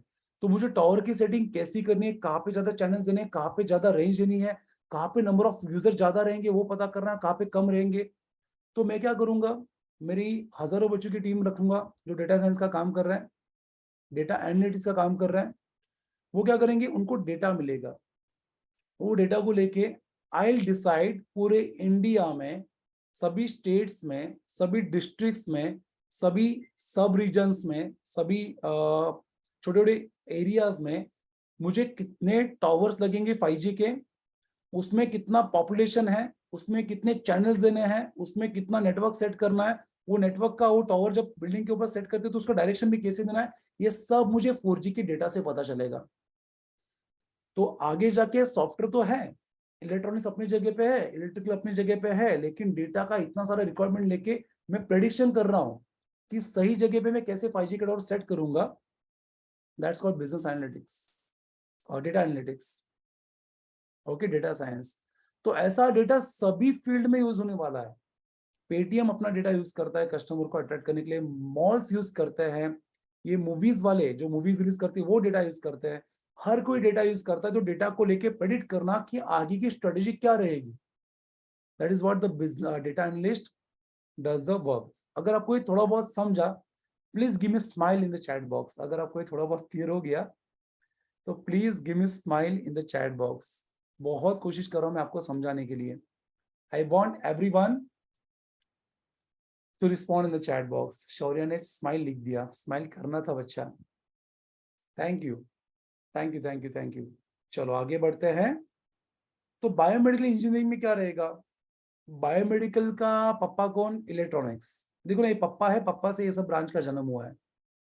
तो मैं बायोमेडिकल का पप्पा इलेक्ट्रॉनिक्स है, और बायोमेडिकल के अंदर क्या आता है, बायोलॉजी और इलेक्ट्रॉनिक्स का combination, x ray machine, MRI scan, CT scan, ventilator, all the electronic equipments that are required in operation theater of any multi specialty hospital, correct. तो ये सब आता है बायोमेडिकल इंजीनियरिंग के अंदर। इंस्ट्रूमेंटेशन को मैं एक्सप्लेन करूंगा ये सेक्शन के साथ। ओके, अब मैं छोटा सा एग्जांपल दूंगा आपको। अभी आप सब लोग को मेरे साथ एक छोटा सा गेम खेलना है ना। आप सब लोग क्या करेंगे, बस एक ऐसा हाथ ऐसा इमेजिन करके रखो, है ना। आप वहां हो, मैं यहाँ पे हूँ, हम दोनों के बीच में एक बड़ा सा जायंट मशीन है, अ बिग जायंट मशीन, और मशीन के वो एंड में आप हो और ये एंड में मैं हूं, और ये मशीन 2-3 फ्लोर का मशीन है, इतना बड़ा एकदम जायंट मशीन है। और मशीन को मैंने इनपुट में दे दिया व्हीट फ्लोर, गेहूं का आटा। प्लास्टिक इनपुट दे रहा हूं मैं, काजू बादाम, शुगर, केमिकल्स, कलर्स, गैसेस, ये सब इनपुट दे रहा हूं। क्या, गेहूं का आटा दिया, काजू बादाम दिया, केमिकल्स, प्लास्टिक, कलर्स, ये सब मैंने इनपुट दे दिया मशीन के अंदर। मशीन ने कुछ तो प्रोसेस किया, और मशीन के वो एंड में आप खड़े हो, और आपके हाथ में आ गया गरम गरम गुड डे बिस्किट। डिस्कवरी पे शो आता था how do they do, right. हम क्या करते थे, हम वो मैन वर्सेस वाइल्ड का ना, बियर ग्रिल्स कीड़े कैसे खाते हैं वो देखते थे। लेकिन डिस्कवरी पे काफी अच्छे शोज भी आते थे, राइट। तो ये गरम गरम गुड्डे से लेके मर्सिडीज तक, 1 रुपए का हॉल्स चॉकलेट आता ना मेलेडी, उससे लेके बड़े बड़े कार मैन्युफैक्चरिंग तक, ये सब कुछ ऑटोमेशन इंडस्ट्री कर रहा है, मैकेनिकल ऑटोमेशन इंडस्ट्री। और ये है the core branch mechanical, correct. हर एक ब्रांच का अपना इंपॉर्टेंस है। अभी जैसे मैंने ऑप्टिकल फाइबर का आपको दिखाया था ना, ऑप्टिकल फाइबर पूरे वर्ल्ड में, ऑप्टिकल फाइबर समुद्र के अंदर से गई है, कितना एक्सपेंसेस लगा रहेगा उसके लिए, इतना कुछ करना पड़ा रहेगा, पूरे अर्थ के लिए राउंड मार के रखे ऑप्टिकल फाइबर में। तो सबका प्रोडक्शन किसने किया रहेगा, मैकेनिकल में। उसको सेटअप किसने किया रहेगा, सिविल इंजीनियर्स ने। और यूज कौन कर रहा है उसके लिए, electronics and computer and IT वाले इंजीनियर्स। तो सभी ब्रांच मिला के एक सिस्टम बनती है। इंडिया में फिलहाल कंप्यूटर का स्कोप है तो चल रहा है, ये स्कोप चेंज होते रहता है, सभी ब्रांच को स्कोप है। अभी ताइवान में जाएंगे तो इलेक्ट्रॉनिक्स का स्कोप है, पूरी दुनिया पे राज कर रहे हो। आप यूएस में, दुबई में जाएंगे तो सभी ब्रांच को स्कोप है, करेक्ट। सो मैकेनिकल में क्या रहेगा, it is more about machines, their designs, their structures, है ना, लॉजिक, सो मेनी थिंग्स। और मुझे एग्जांपल देना रहेगा तो इसके अंदर शिप मैकेनिज्म आएगा। देखो वास्को द गामा जब इंडिया आया था तो शिप से आया था, और एक गुजराती उसको लेके आया था, उसको रास्ता पता नहीं था, okay, probably from gulf country से, या तो जब वो आया था तभी। तो शिप हम हजारों कितना 500 सालों से यूज कर रहे हैं। हमारे छत्रपति शिवाजी महाराज वो भी शिप यूज करते थे। Yes, is a father of Indian navy, correct. तो शिप हो गए। आईएनएस विक्रांत देखो, जो हमारा अभी नेवल का सबसे बड़ा प्राइड है, आईएनएस विक्रांत, वो हो गया। या फिर फाइटर प्लेन्स, जो हमारे मिग फाइटर प्लेन है, या फ्रांस से हमने रफाइल ऑर्डर किए थे, एयरक्राफ्ट, व्हीकल्स। हमारे पुणे में बीएमडब्ल्यू मर्सिडीज मैन्युफैक्चर होती है, along with Tata Mahindra and so many other companies. So vehicles, aircraft, ship, ये सभी टाइप के मशीन्स, या फिर अभी जो मैंने बोला था ना, बड़ा सा जायंट मशीन जो प्रोडक्शन करता है 1 रुपए के चॉकलेट से लेके बड़ी बड़ी कार्स तक, ये बड़े बड़े machines, all this comes under mechanical engineer. Automobile is mainly about auto sector, 2 3 4 5 multiwheeler company, है ना। डिटेल में इसका डिस्कशन मैं आपको आगे बताऊंगा। सो मैकेनिकल इंजीनियरिंग का और ऑटोमोबाइल का सिलेबस 80% सेम रहेगा, इसमें 20% एक्स्ट्रा रहेगा ऑटोमोबाइल सेक्टर के बारे में। प्रोडक्शन मतलब क्या, कोई भी चीज तभी आपको सस्ती मिलती है जब उसका प्रोडक्शन बहुत ज्यादा हो। तो प्रोडक्शन इंजीनियरिंग का मैकेनिकल सिलेबस 80% सेम है। बस प्रोडक्टिविटी बढ़ाने के लिए, प्रोडक्शन बढ़ाने के लिए, उसकी प्राइस कम करने के लिए, और ओवरऑल मैकेनिकल मैनेजमेंट करने के लिए प्रोडक्शन इंजीनियर काम आता है। मतलब बड़े जायंट मशीन का मैकेनिकल डिपार्टमेंट प्रोडक्शन इंजीनियर संभालते हैं, और बड़े जायंट मशीन का इलेक्ट्रॉनिक्स का मेजरमेंट का काम इंस्ट्रूमेंटेशन इंजीनियर्स करते हैं। यस, तो जो हमारे पब्लिक सेक्टर अंडरटेकिंग है ना, Hindustan petroleum, Bharat petroleum, ONGC, BRC, वहाँ पे जो बड़े बड़े मशीन रहेंगे ना, उसका इलेक्ट्रॉनिक्स का काम, मेजरमेंट का काम इंस्ट्रूमेंटेशन इंजीनियर करते हैं। मेकाट्रॉनिक्स क्या रहेगा, मेकाट्रॉनिक्स मीन्स 60% सिलेबस मैकेनिकल का है, 40% सिलेबस उसका इलेक्ट्रॉनिक्स का है। क्लियर। प्रिंटिंग पैकेजिंग बस एक ही ब्रांच है एसआईएस कॉलेज में। मुंबई यूनिवर्सिटी में ये सब ब्रांचेस नहीं है, पुणे में कुछ कुछ जगह पे है, लेकिन मैं आपको सजेस्ट करूंगा अगर आपको इस ब्रांच में जाना है या ये कौन सी भी ब्रांच में जाना है तो आप मैकेनिकल में जाओ, क्योंकि मैकेनिकल कोर ब्रांच है। मैकेनिकल में बैचलर डिग्री करके आप फ्यूचर में इसमें मास्टर्स कर सकते हो। Yes, if it is clear to you, just type clear in the chat box. Yes, I have just explained these two branches as well. Please type clear in the chat box. अभी मैं फटाफट ये दो branches, ये दो section पे आपको explain करूंगा। या प्लीज रिस्पॉन्डिंग, कीप रिस्पॉन्डिंग।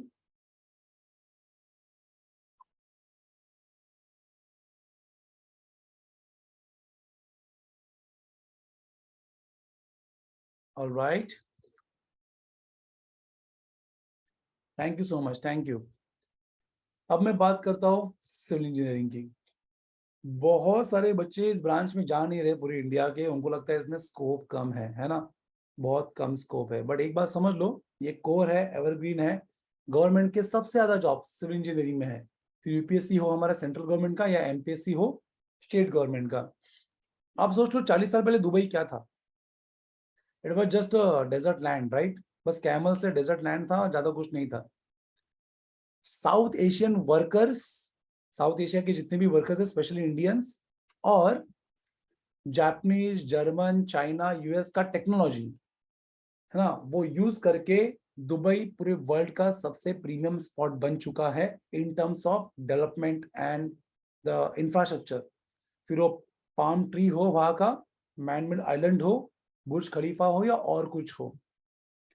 तो जब सिविल इंजीनियर्स अच्छे मिलेंगे ना, तो देश का डेवलपमेंट होगा, अच्छे रोड्स मिलेंगे, अच्छे मॉल्स मिलेंगे, अच्छे कंस्ट्रक्शन हाउसेस मिलेंगे, और डेवलपमेंट तभी दिखेगा जब ये अच्छे से काम करेंगे। तो सिविल इंजीनियरिंग के अंदर टाउन प्लानिंग भी आती है, कंस्ट्रक्शन मैनेजमेंट भी आता है, वाटर मैनेजमेंट भी आता है, so many thing comes under civil. और गवर्नमेंट के सबसे ज्यादा जॉब्स इसी में है। यूपीएससी एमपीएससी में आईएएस ऑफिसर भी इसी के अंदर होती है, आईईएस, इंडियन इंजीनियरिंग सर्विसेज। अब बात करता हूँ मैं केमिकल की।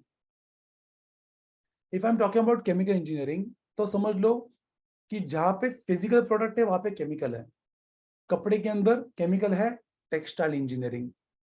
हमारी जो वैक्सीन बनाने वाली कंपनी थी, serum institute of India company है, यस, या भारत बायोटेक है जो हैदराबाद में है, वहां पे बायोटेक्नोलॉजी मतलब केमिकल इंजीनियर से जो बायोटेक्नोलॉजी डिपार्टमेंट में काम कर रहा है, जहाँ पे ह्यूमन बॉडी और केमिकल की बात करते हैं, जैसे डेंगू मलेरिया, जैसे अभी रिसेंटली कोविड था, हाँ, है ना, तो ये सब का डिपार्टमेंट ये रहेगा। अरे हमारी मैगी के अंदर भी केमिकल था ना, यस, मैगी।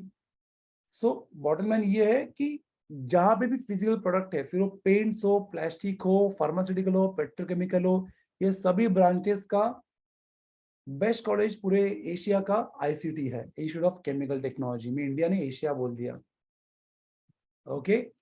सो जहाँ पे आईटी छोड़ के सभी जगह पे केमिकल ब्रांच यूज होता है ना। आप सब लोग आईटी के पीछे दौड़ रहे हो, which is very good. Scope है, ट्रेंड है तो जाना चाहिए। लेकिन एक बात समझ लो, जब आईटी के बड़े बड़े सेटअप रेडी होते हैं ना, आईटी के बड़े बड़े बिल्डिंग्स और इंफ्रास्ट्रक्चर रेडी होता है ना, उसको क्या बोलते हैं हम लोग, पूरा आईटी का एक जोन रेडी होता है, एक पार्क, आईटी पार्क रेडी होता है। वो आईटी पार्क को बनाने वाले सिविल इंजीनियर्स ही रहते हैं, यस। अगर वो नहीं रहेंगे तो क्या पेड़ के नीचे जाके हम कोडिंग करेंगे। सो बॉटम लाइन ये है कि इंजीनियरिंग के सभी ब्रांचेस इंपॉर्टेंट है। अगर आपको फ्यूचर में कोई क्वेश्चन पूछता है कि ये इंजीनियरिंग अच्छा है कि ये इंजीनियरिंग अच्छा है, केमिकल अच्छा है कि मैकेनिकल अच्छा है, कंप्यूटर अच्छा है कि इलेक्ट्रॉनिक्स अच्छा है, तो ऐसे लोगों से दूर भागो, stay away from such people. सभी ब्रांच अच्छे हैं। अभी आईटी में स्कोप है, ट्रेंड है, बहुत ज्यादा सैलरी मिलती है, नो डाउट इंडिया में बहुत ज्यादा प्रोजेक्ट्स आते हैं। लेकिन फ्यूचर में सभी पार्ट इंडिया के बढ़ने वाले 140 करोड़ का पॉपुलेशन हमारा है, तो सभी सेक्टर में आगे जाके स्कोप बनेगा। स्कोप नहीं है तो स्कोप क्रिएट करेंगे हमारे इंजीनियर्स। अगर हमारे रतन जी टाटा टीसीएस नहीं खोलते, अगर वो कोई इलेक्ट्रॉनिक्स कंपनी खोलते, तो ताइवान जैसा हम इलेक्ट्रॉनिक्स में स्ट्रांग होते, और जो आईफोन 1 लाख का आता है या 80,000 का आता है, वो 20,000 का आता था। लेकिन हमारे यहाँ पे क्या हुआ, टीसीएस खोल दिया उन्होंने, और उसके बाद विप्रो, इंफोसिस, बाकी सब कंपनीज आ गए, और इजी मनी के लिए अपना इंडिया भी उसमें फेमस है। तो आईटी का ग्रो हो गया, बट फ्यूचर में हमको सभी सेक्टर में ग्रो करना है, if we really want to empower this nation. If it is clear to you, just type in the chat box. Everyone, yeah, keep responding, keep responding. I got a lovely people in this session. चलेगा, thank you so much. तो अभी तक हमने क्या क्या किया, round one का revision किया था, government allotted seat, customise ranking, branch. फिर हमने क्या किया, एडमिशन प्रोसेस को देखा था। एडमिशन प्रोसेस में पहला प्रोसेस क्या था, एनरोलमेंट प्रोसेस, राइट।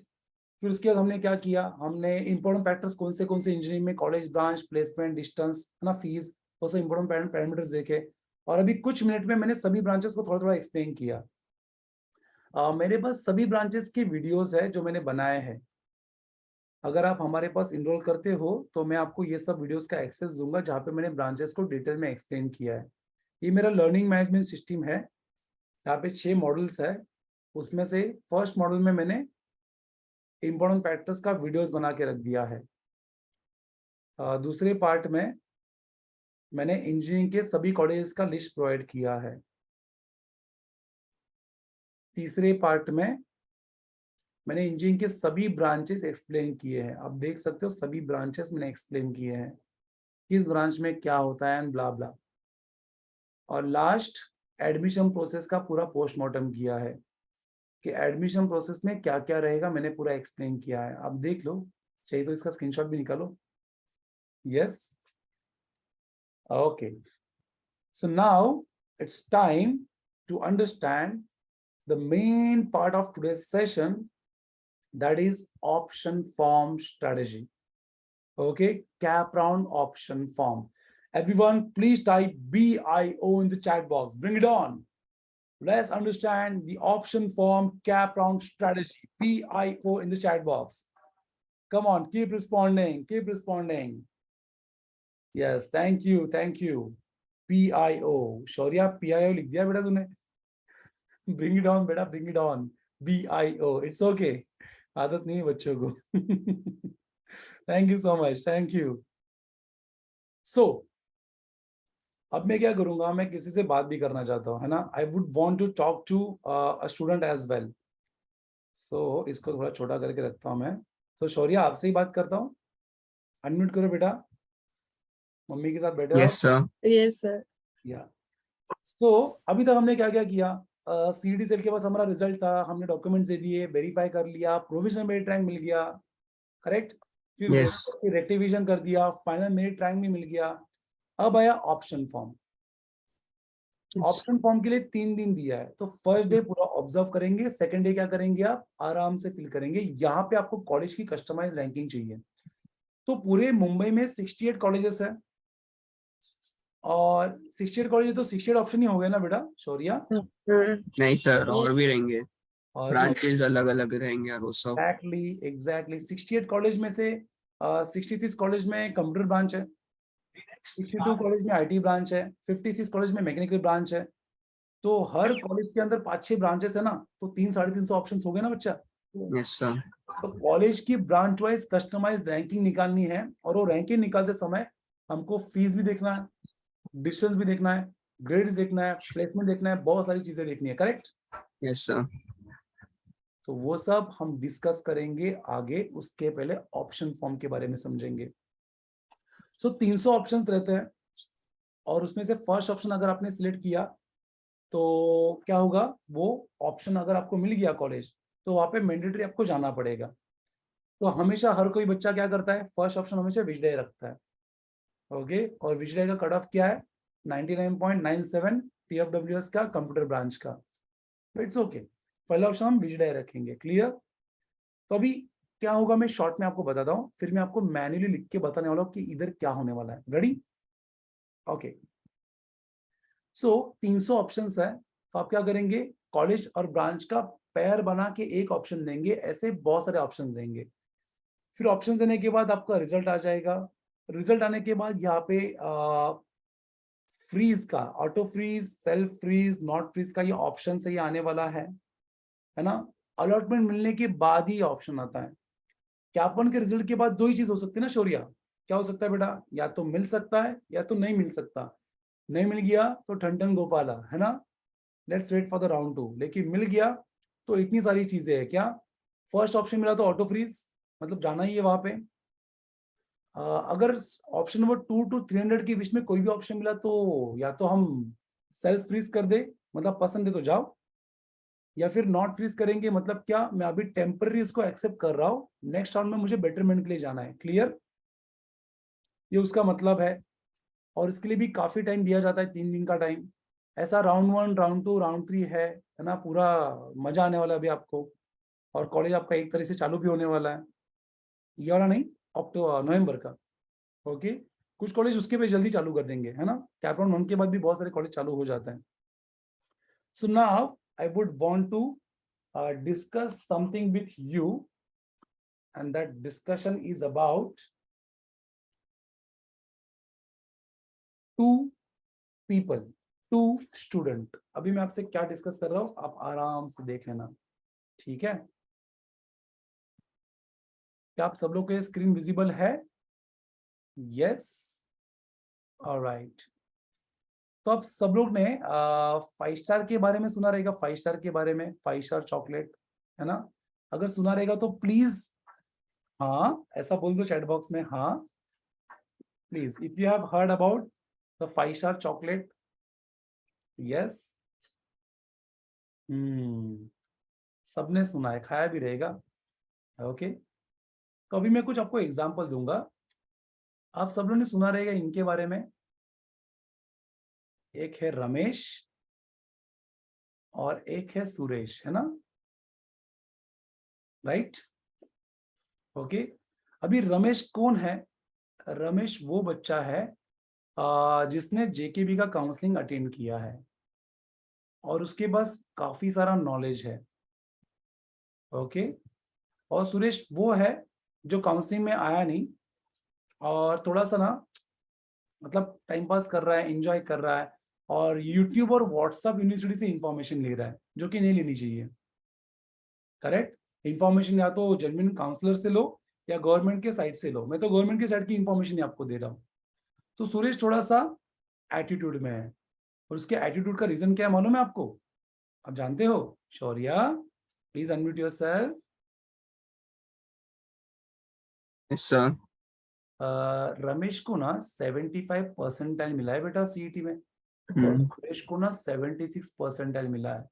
तो दोनों में से स्मार्ट कौन है? सुरेश। वेरी गुड बेटा। मैंने क्या बोला था कि रमेश वो है जो जेकेबी की काउंसलिंग अटेंड कर रहा है, और अच्छा। आप सब लोग अभी कुछ समय के लिए परसेंटाइल। रमेश हो। अभी आप सब लोग कुछ समय के लिए रमेश हो, तो please type Ramesh in the chat box, everyone, you all are Ramesh for some time. देखो थोड़ा सा फनी वे में बताने वाला हूं इसको, ताकि आपको ऐसा कुछ मैजिक होने वाला है आपके साथ कि आपको अगर फर्स्ट राउंड में ना आपकी दोस्त से अच्छा कॉलेज मिलने वाला है जिसने आपसे अच्छा स्कोर किया है। ओके, सो आप सब लोग कुछ टाइम के लिए रमेश हो। मैं देख रहा हूँ बहुत कम लोग रिस्पॉन्ड कर रहे हैं, सब लोग रिस्पॉन्ड नहीं कर रहे हैं। मैं देख रहा हूँ। ओके, सो आप सब लोग रमेश हो, और आप सबका दोस्त है सुरेश जिसने आपसे थोड़ा ज्यादा स्कोर किया है। ओके, अभी 1% के बीच में भी 1000 बच्चे रहते हैं, पता है ना बच्चों आपको? या तो फिर से क्वेश्चन पूछा शौर्या में, दोनों में से स्मार्ट कौन है? हाँ Shaurya, unmute yourself. Yes sir. Suresh. Suresh smart है ना? तो हाँ। सुरेश को ज्यादा परसेंटेज मिला ना। हाँ। रमेश, आप सब लोग हो और आप मेरे काउंसलिंग में आए हो। अब आप उससे स्मार्ट कैसे बनते हो वो समझते हैं। Okay okay. ओके, मम्मी ने ओके बोला, तूने नहीं बोला।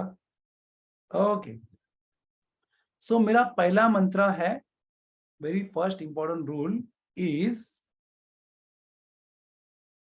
Just a second, fill the maximum options.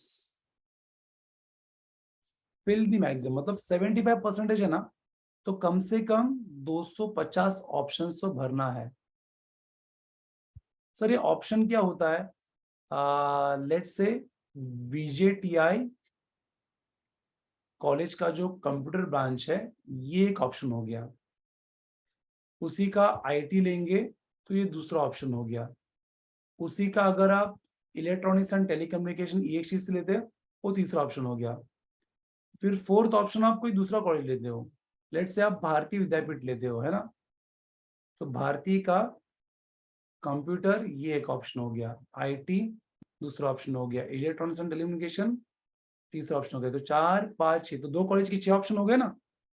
तो ऐसे कॉलेज ब्रांच का पेयर आएगा। क्लियर? ओके, तो मेरा पहला मंत्र क्या है? Fill the maximum options. Okay, अभी रमेश और सुरेश में प्रॉब्लम क्या मालूम है? सुरेश को थोड़ा सा ना भाव खा रहा है सुरेश। सुरेश भाव क्यों खा रहा है? तो सुरेश को ना ज्यादा परसेंटेज मिला है, और सुरेश क्या करेगा? टॉप 10 कॉलेज, VJTI, सदा पटेल, है ना, फिर क्या रहेगा, DJ सांघवी, थाडोमल, स्वामी, फादर फादर, है ना, सो मेनी कॉलेजेस राइट। तो सुरेश क्या करेगा? टॉप 10 कॉलेजेस का, है ना, दो तीन ऑप्शंस भर देगा। यस, तो सुरेश क्या कर देगा? 20 to 30 ऑप्शंस भर देगा। और आप सब लोग क्या करने वाले हैं? आप सब लोग 250 ऑप्शंस भरने वाले हैं। क्यों? बताता हूं मैं आपको। अभी ये क्या चल रहा है यहाँ पे? What's happening? कैप राउंड 1 का ऑप्शन फॉर्म चल रहा है। कैप राउंड 1 का ऑप्शन फॉर्म। क्लियर?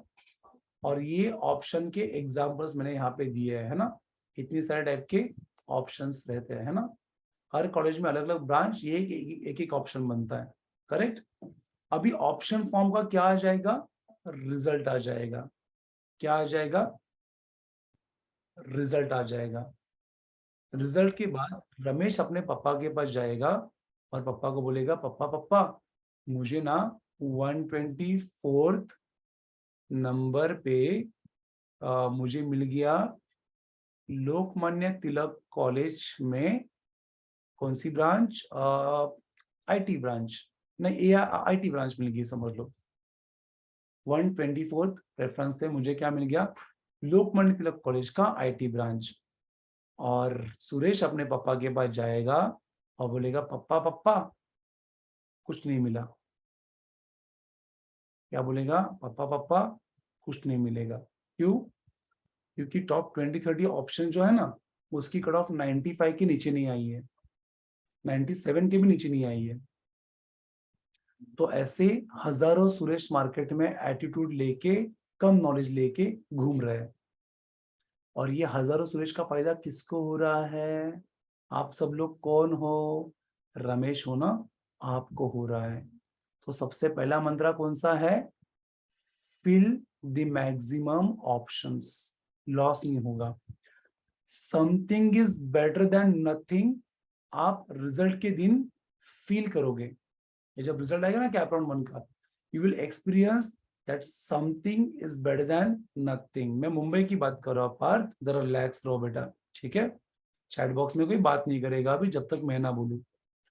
तो मुझे बताओ, जो रमेश को जो ये सीट मिला है उसके ऊपर किसका हक था? Please tell me in the chat box everyone, जो रमेश को जो सीट मिला उसके ऊपर किसका हक था? Please please please let me know in the chat box, सब लोग बोलो किसका हक था?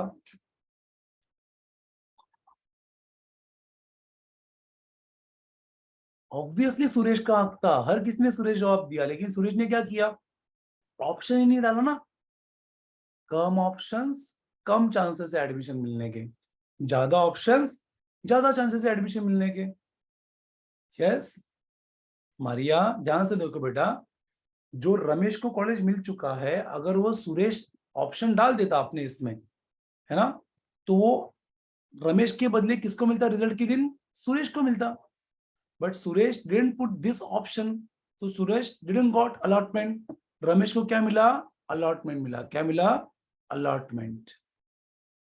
और सुरेश को क्या मिला? नो अलॉटमेंट, जिसको मैं बोलता हूं पोपटमेंट। आप समझ रहे हो? यस।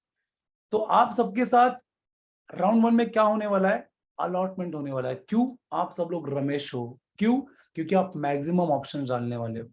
अगर आपको 80% डाले तो 200 ऑप्शन डाल दो, 85% डाले 150 ऑप्शन डाल दो, 90% डाले 100 के ऊपर ऑप्शन डाल दो, 95% डाले फिर भी 70-80 ऑप्शन डाल दो। अगर आपको 75% डाल के नीचे तो 300 ऑप्शन डाल दो।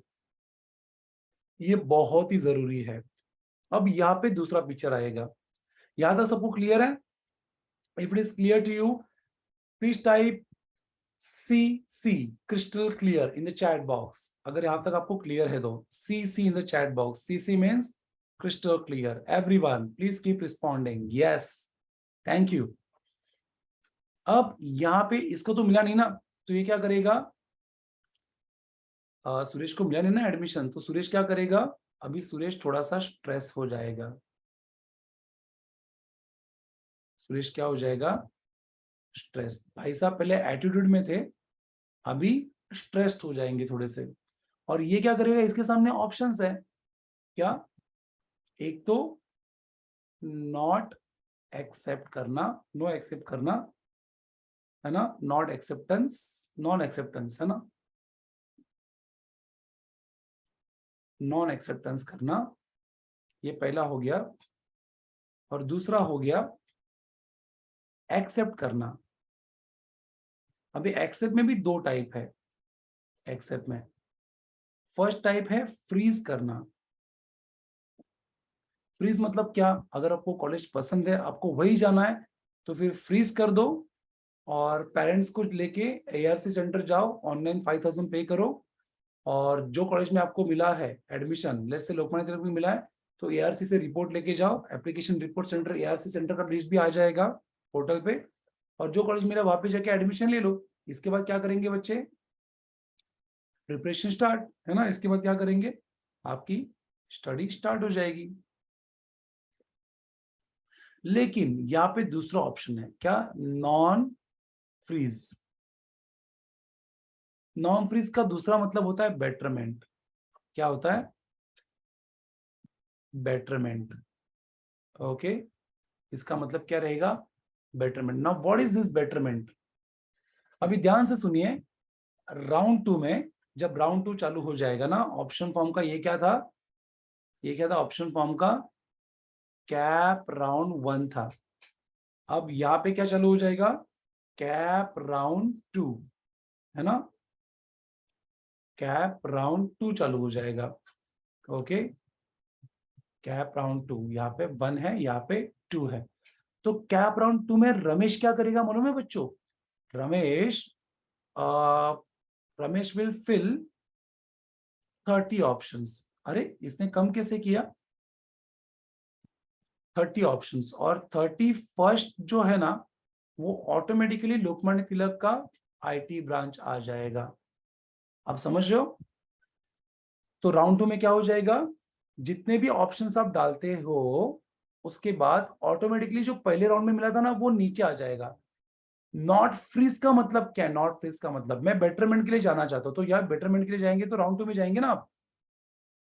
नॉट फ्रीज मतलब क्या, आप बेटरमेंट के लिए जा रहे हो और आप राउंड 2 में जा रहे हो। ओके, देखो नॉन एक्सेप्टेंस करना नहीं है आपको, क्यों मैं बताता हूं आपको।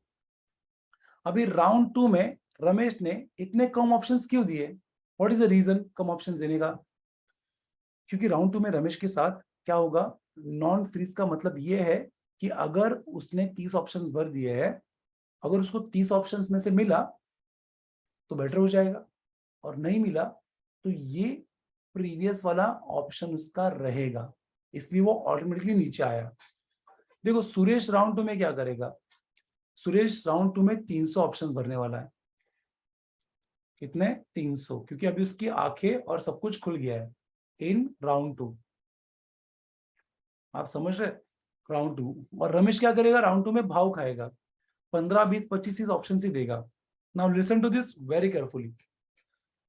नॉन फ्रीज का मतलब है राउंड 2 में या तो बेटरमेंट होगा, आप बहुत सारे ऑप्शन डालते ना, या तो बेटरमेंट होगा, बेटरमेंट नहीं हुआ तो प्रीवियस जो अलॉटमेंट था वो रहेगा, उसी का मतलब है ये non freezed. Okay, I repeat this again. Okay, एक बार फिर से आप सोचो इसके बारे में। Can I edit the option form in round 2, ऐसा बच्चे मुझे क्वेश्चन पूछते हैं। राउंड 1 में 250 ऑप्शन दिए थे, करेक्ट, और राउंड 2 में अगर मैं 30 ही ऑप्शन दे रहा हूं, इसका मतलब क्या, डेफिनेटली राउंड 2 में ऑप्शन फॉर्म एडिट कर सकते हैं। Clear, okay. अभी ऑप्शन फॉर्म एडिट करेंगे तो ये भाई साहब ऑप्शन बढ़ा रहे, क्यों, पहले गड़बड़ किया, अब क्या कर रहा है, अब सुधर रहा है गलती को। ये क्या कर रहा है, गलती नहीं किया, क्योंकि मिल गया ना। अभी मिलने के बाद अब फिर से उतने ऑप्शंस क्यों रखेंगे, अगर आपने ऑप्शन फॉर्म, अगर रमेश ने ऑप्शन फॉर्म राउंड 1 के बाद एडिट नहीं किया तो राउंड 2 में 124 ही ऑप्शंस आएंगे। कस्टमाइज रैंकिंग के हिसाब से उसको ये रैंक मिला ना जो उसने स्कोर किया था वो, और इसके ऊपर हक किसका था, सुरेश का था। लेकिन सुरेश को तो मिला नहीं क्योंकि इसने कम ऑप्शन डाल दिए, इसको मिल गया। तो राउंड 2 में रमेश क्या करेगा, जो भी लोकमान्य तिलक से अच्छी कॉलेज है आईटी ब्रांच के लिए, जो उसको लगता है, कॉलेज तो सभी सेम होते हैं, तो उससे ऊपर वाले अच्छा ऑप्शन डालेगा और लास्ट में ऑटोमेटिकली लोकमान्य तिलक आ जाएगा। मतलब रमेश के साथ राउंड 2 में क्या होने वाला है या तो ऊपर ये 30 ऑप्शन है ना कैप राउंड 2 में, यस, या तो ये 30 में से कोई ऑप्शन मिलेगा, अगर 30 में से कोई ऑप्शन मिला तो ठीक है, नहीं मिला तो प्रीवियसली जो मिला था ना वो वैसे के वैसे ही रहेगा। In round 2, with Ramesh, either betterment will happen. If betterment doesn't happen, then the earlier allotment will be retained. तो राउंड 2 में या तो अच्छा होगा, अच्छा नहीं हुआ तो पहले जो मिला था वो रहेगा। क्लियर है इतना, अगर इतना क्लियर है तो प्लीज टाइप हाँ इन द चैट बॉक्स, हाँ एवरीवन।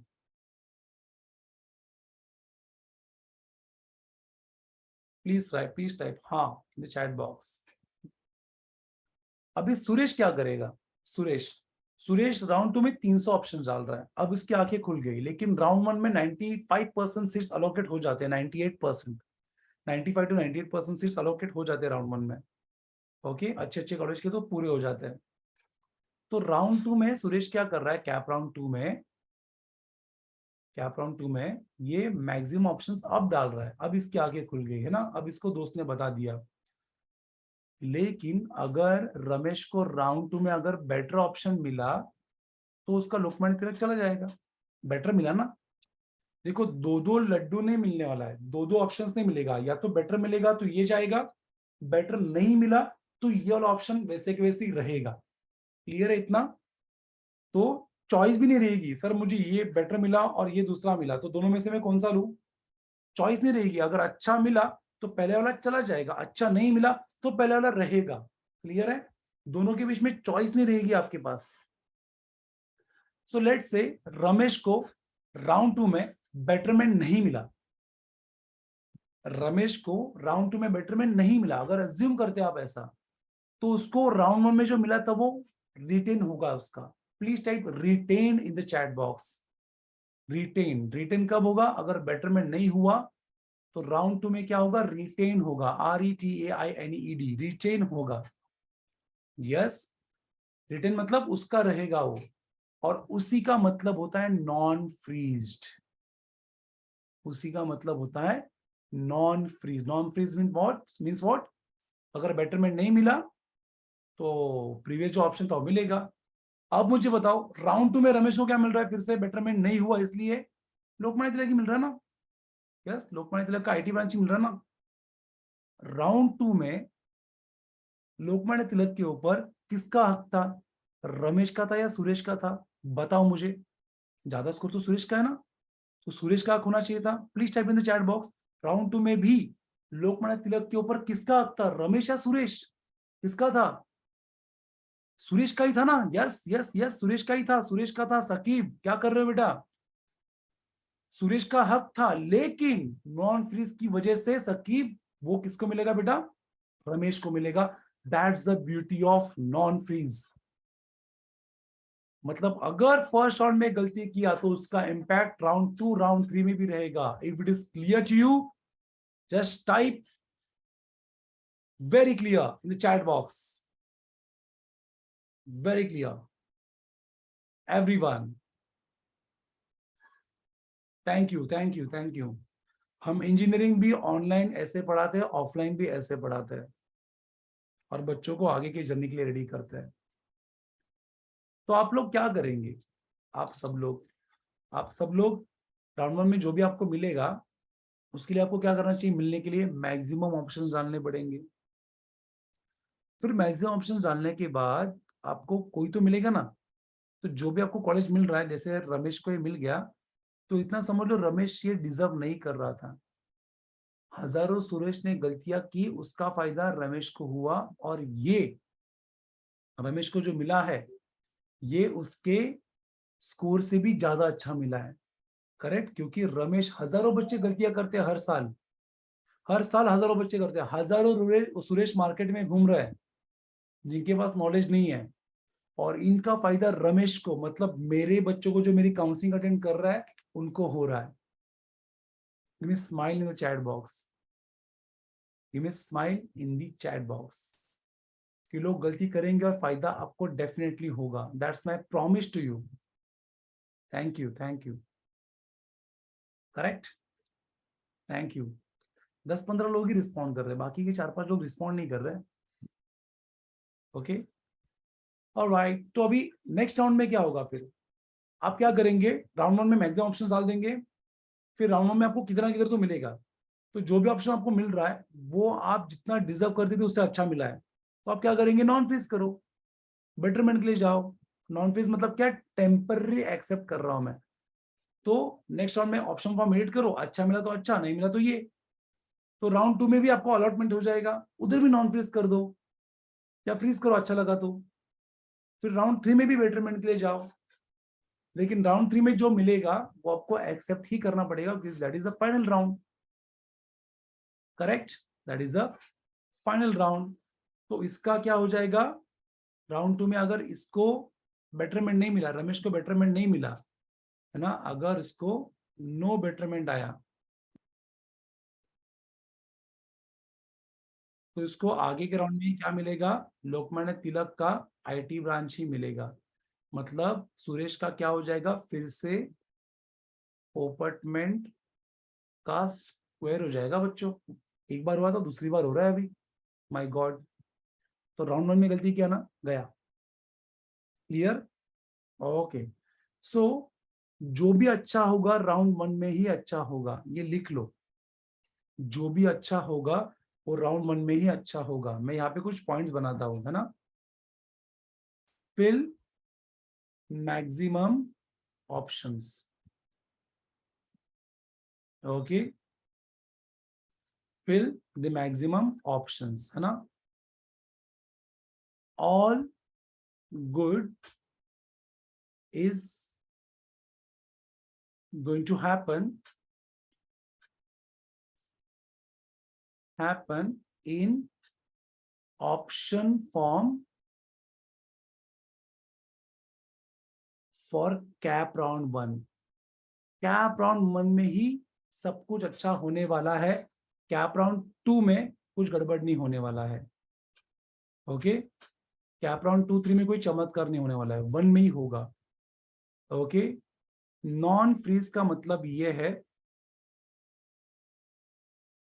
नॉन फ्रीज का मतलब in next round, in next cap round, in next cap rounds, either betterment will happen, betterment मतलब और अच्छा मिलेगा, और earlier allotment, और earlier allotment will be retained। मैं लिख के दे रहा हूँ ये आपको, इतना इंपॉर्टेंट पॉइंट है ये, earlier allotment will be retained। Okay, please अभी क्वेश्चन मत पूछना। ओके, ये मंत्रास है ना। So keep calm and be Ramesh. Okay, keep calm and be Ramesh. Okay, or last you can contact Team JKB if you want your form to be reviewed personally by me. Okay, उसके contact number भी यहाँ पे मैं लिख रहा हूँ, आप सबके पास है फिर भी मैं लिख रहा हूँ, 9768455222 या फिर 9768190255। I hope it is clear to you. Okay, please take a screenshot of this। इसका स्क्रीनशॉट ले लो, इसका स्क्रीनशॉट ले लो, और इसका भी स्क्रीनशॉट ले लो। डन। मैं फिर से एक बार आपको देता हूं, इसका स्क्रीनशॉट ले लो, 1 2 3। ओके, इसका भी स्क्रीनशॉट ले लो, 1 2 3। 3 सेकेंड्स दिया मैंने सबको। This is it. ओके, सो अब यहाँ पे देख लो फिर से, है ना, ये वही है। अच्छा, एडमिशन प्रोसेस भी दिखा था आपको, चलो, है ना, एडमिशन प्रोसेस पे। सो 7 तारीख को आपको प्रोविजनल मेरिट रैंक आ रहा है, फिर ग्रेवियंस के लिए आपको 3 दिन का टाइम मिल रहा है, फिर फाइनल मेरिट रैंक आ रहा है। ऑप्शन फॉर्म कैसे भरने वाले हैं आप, मैंने बताया आपको, है ना। ऑप्शन फॉर्म के लिए आपको हेल्प किया जाएगा, आपके आगे के जर्नी के लिए भी आपको हेल्प किया जाएगा, उसके लिए आप मेरे टीम जेकेबी को कांटेक्ट कर सकते हैं। ये प्रोविजनल मेरिट रैंक जो है, यहाँ पे 18 तारीख को रिजल्ट आने वाला है। आपका सीईटी का रिजल्ट था ना, उससे बड़ा दिन ये 18 अक्टूबर होने वाला है, क्योंकि तभी कैप 1 का रिजल्ट आने वाला है। और मैंने बोला था ना, जो भी अच्छा होगा कैप राउंड 1 में अच्छा होगा, तो इसके बारे में पक्का याद रखना। ओके, फिर कैप राउंड 1 के बाद आपके साथ सुरेश नहीं होगा, आपके साथ पोपटमेंट नहीं होने वाला है, आपके साथ गड़बड़ नहीं होने वाला, क्योंकि आप ज्यादा ऑप्शंस भरने वाले हो। ओके, ऑलराइट, इसके साथ साथ और क्या है। अच्छा, फिर आगे का कैप राउंड आपको समझ में आ जाएगा, है ना। जैसे कैप राउंड 1 में ऑप्शन फॉर्म भर दिया आपने, फिर आपको अलॉट हुआ कॉलेज, है ना, और कॉलेज अलॉट होने के बाद 19 से 21 अक्टूबर तक आपको क्या कॉलेज जाना है, वहाँ पे फ्रीज नॉन फ्रीज करना है। फिर कैप राउंड 2 के लिए आपको फिर से टाइम दिया जाएगा, है ना। फिर कैप राउंड 3 आएगा, फिर आगे का प्रोसेस सब तक आपको समझ में आ जाएगा, उतने स्मार्ट आप हो जाओगे। Okay, if everything is clear to you till now? अगर आपको यहाँ तक सब कुछ क्लियर है, आप इसका भी फोटो ले सकते हो, कैप्टन 1-2 में मैंने जो दिया है, you can take a picture of this. If this much is clear to you, just type all clear in the chat box. मैं स्पॉट राउंड में जाने के लिए किसी को सजेस्ट नहीं करता, क्योंकि स्पॉट राउंड में कुछ भी हो सकता है. पेरेंट्स इतना मेहनत करते हैं बच्चों के एडमिशन के लिए, मैं बच्चों को इतना ही बोलूंगा, पेरेंट्स को ज्यादा परेशान मत करो. अगर इतना ही पेरेंट्स को परेशान करना था तो अच्छे से पढ़ लेते. एक इंपॉर्टेंट पॉइंट समझ लो मेरा, किसी अच्छे कॉलेज में जाके लोवेस्ट रैंक पे रहना पढ़ाई में, या जो कॉलेज आपको सुरेश रमेश के लॉजिक से मिल रहा है वो कॉलेज में जाके टॉप पोजीशन पे रहना, कौन सा बेस्ट है आप खुद सोच लो उसके बारे में. आप खुद उसके बारे में सोच लो, क्योंकि प्लेसमेंट सभी कॉलेज में सभी का नहीं होता. 100% प्लेसमेंट IIT में भी नहीं हुआ है. कुछ बच्चे अपने आप से बाहर कहीं और प्लेसमेंट कर लेते, VDI में भी नहीं होता. ओके, वो तो बड़े कॉलेजेस है, मैं इन जनरल कॉलेज की बात कर रहा हूँ. सो सोच लो इसके बारे में. What ever score you have got, बच्चों जो भी आपको स्कोर मिला है उसी कॉलेज में जाओ. इनफैक्ट आपको उससे अच्छा ही कॉलेज मिल रहा है. जो भी मैंने आपको एक्सप्लेन किया ना, आपको उससे थोड़ा सा अच्छा ही कॉलेज मिल रहा है, ये सुरेश और रमेश के लॉजिक के हिसाब से. करेक्ट. सो जहां पे सुरेश का सीट था अच्छा स्कोर वाला, वो आपको अगर रमेश बन के मिल रहा है तो फिर क्यों? तो फिर से मैं बोलूंगा कि जो भी आपको कॉलेज मिला है वो अच्छा ही मिलेगा. वो कॉलेज में जाके अच्छे से परफॉर्म करके आपको टॉप 10 टॉप 20 स्टूडेंट्स में रहना है, सो that you can get the best placement. Okay, आपने इसका भी स्क्रीनशॉट निकाला. ओके, अभी मैं कुछ और आपको दिखाऊंगा. Let me show you something else. That something is, मैं क्वेश्चंस लास्ट में लेता हूँ, थोड़ा सा और रुको, मेरा 5 मिनट बोलना बाकी है.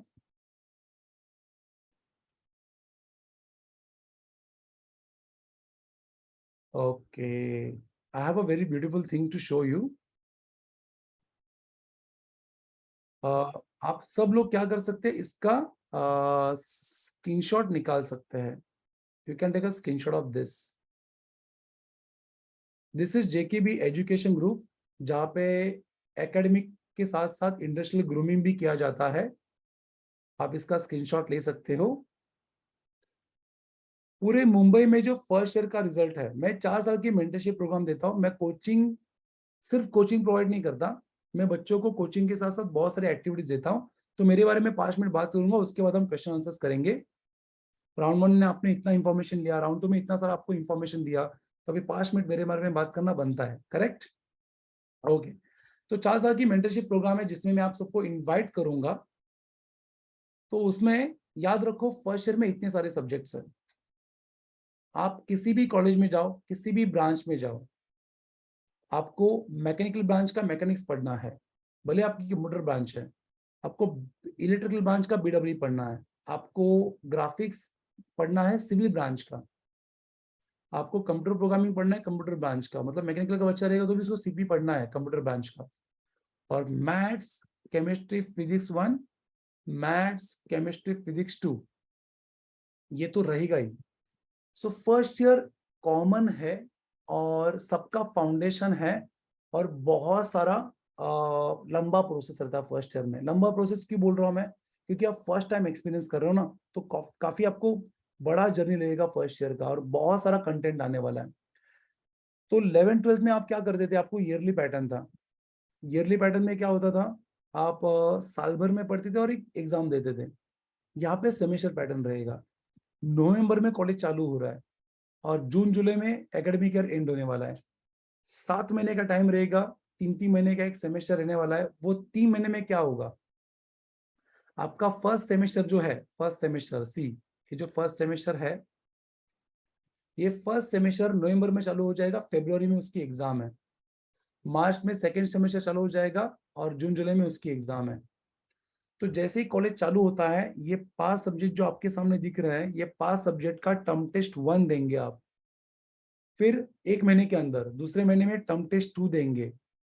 मतलब 5 exam term test 1, 5 exam term test 2, और 5 एग्जाम का सबमिशन करेंगे आप. 15 एग्जाम हो गए. 5 एग्जाम, 5 सब्जेक्ट का टर्म टेस्ट 1, 5 सब्जेक्ट का टर्म टेस्ट 2, 5 सब्जेक्ट का सबमिशन, 2 सब्जेक्ट का प्रैक्टिकल वाइवा भी होगा. तो 17 एग्जाम हो गए, और ये 5 सब्जेक्ट का बोर्ड एग्जाम सेमेस्टर 1 का होगा।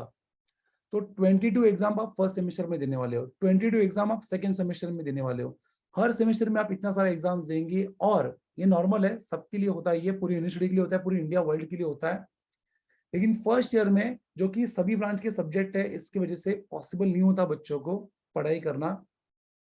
और फर्स्ट ईयर का जो रिजल्ट है वो अलग अलग ब्रांच के सब्जेक्ट्स और इतना सारा लोड फर्स्ट ईयर में एक साथ आता ना, जितना आपने 12th में पढ़ाई किया ना, उससे डबल टिबल लोड उससे कम टाइम में आपको करना है।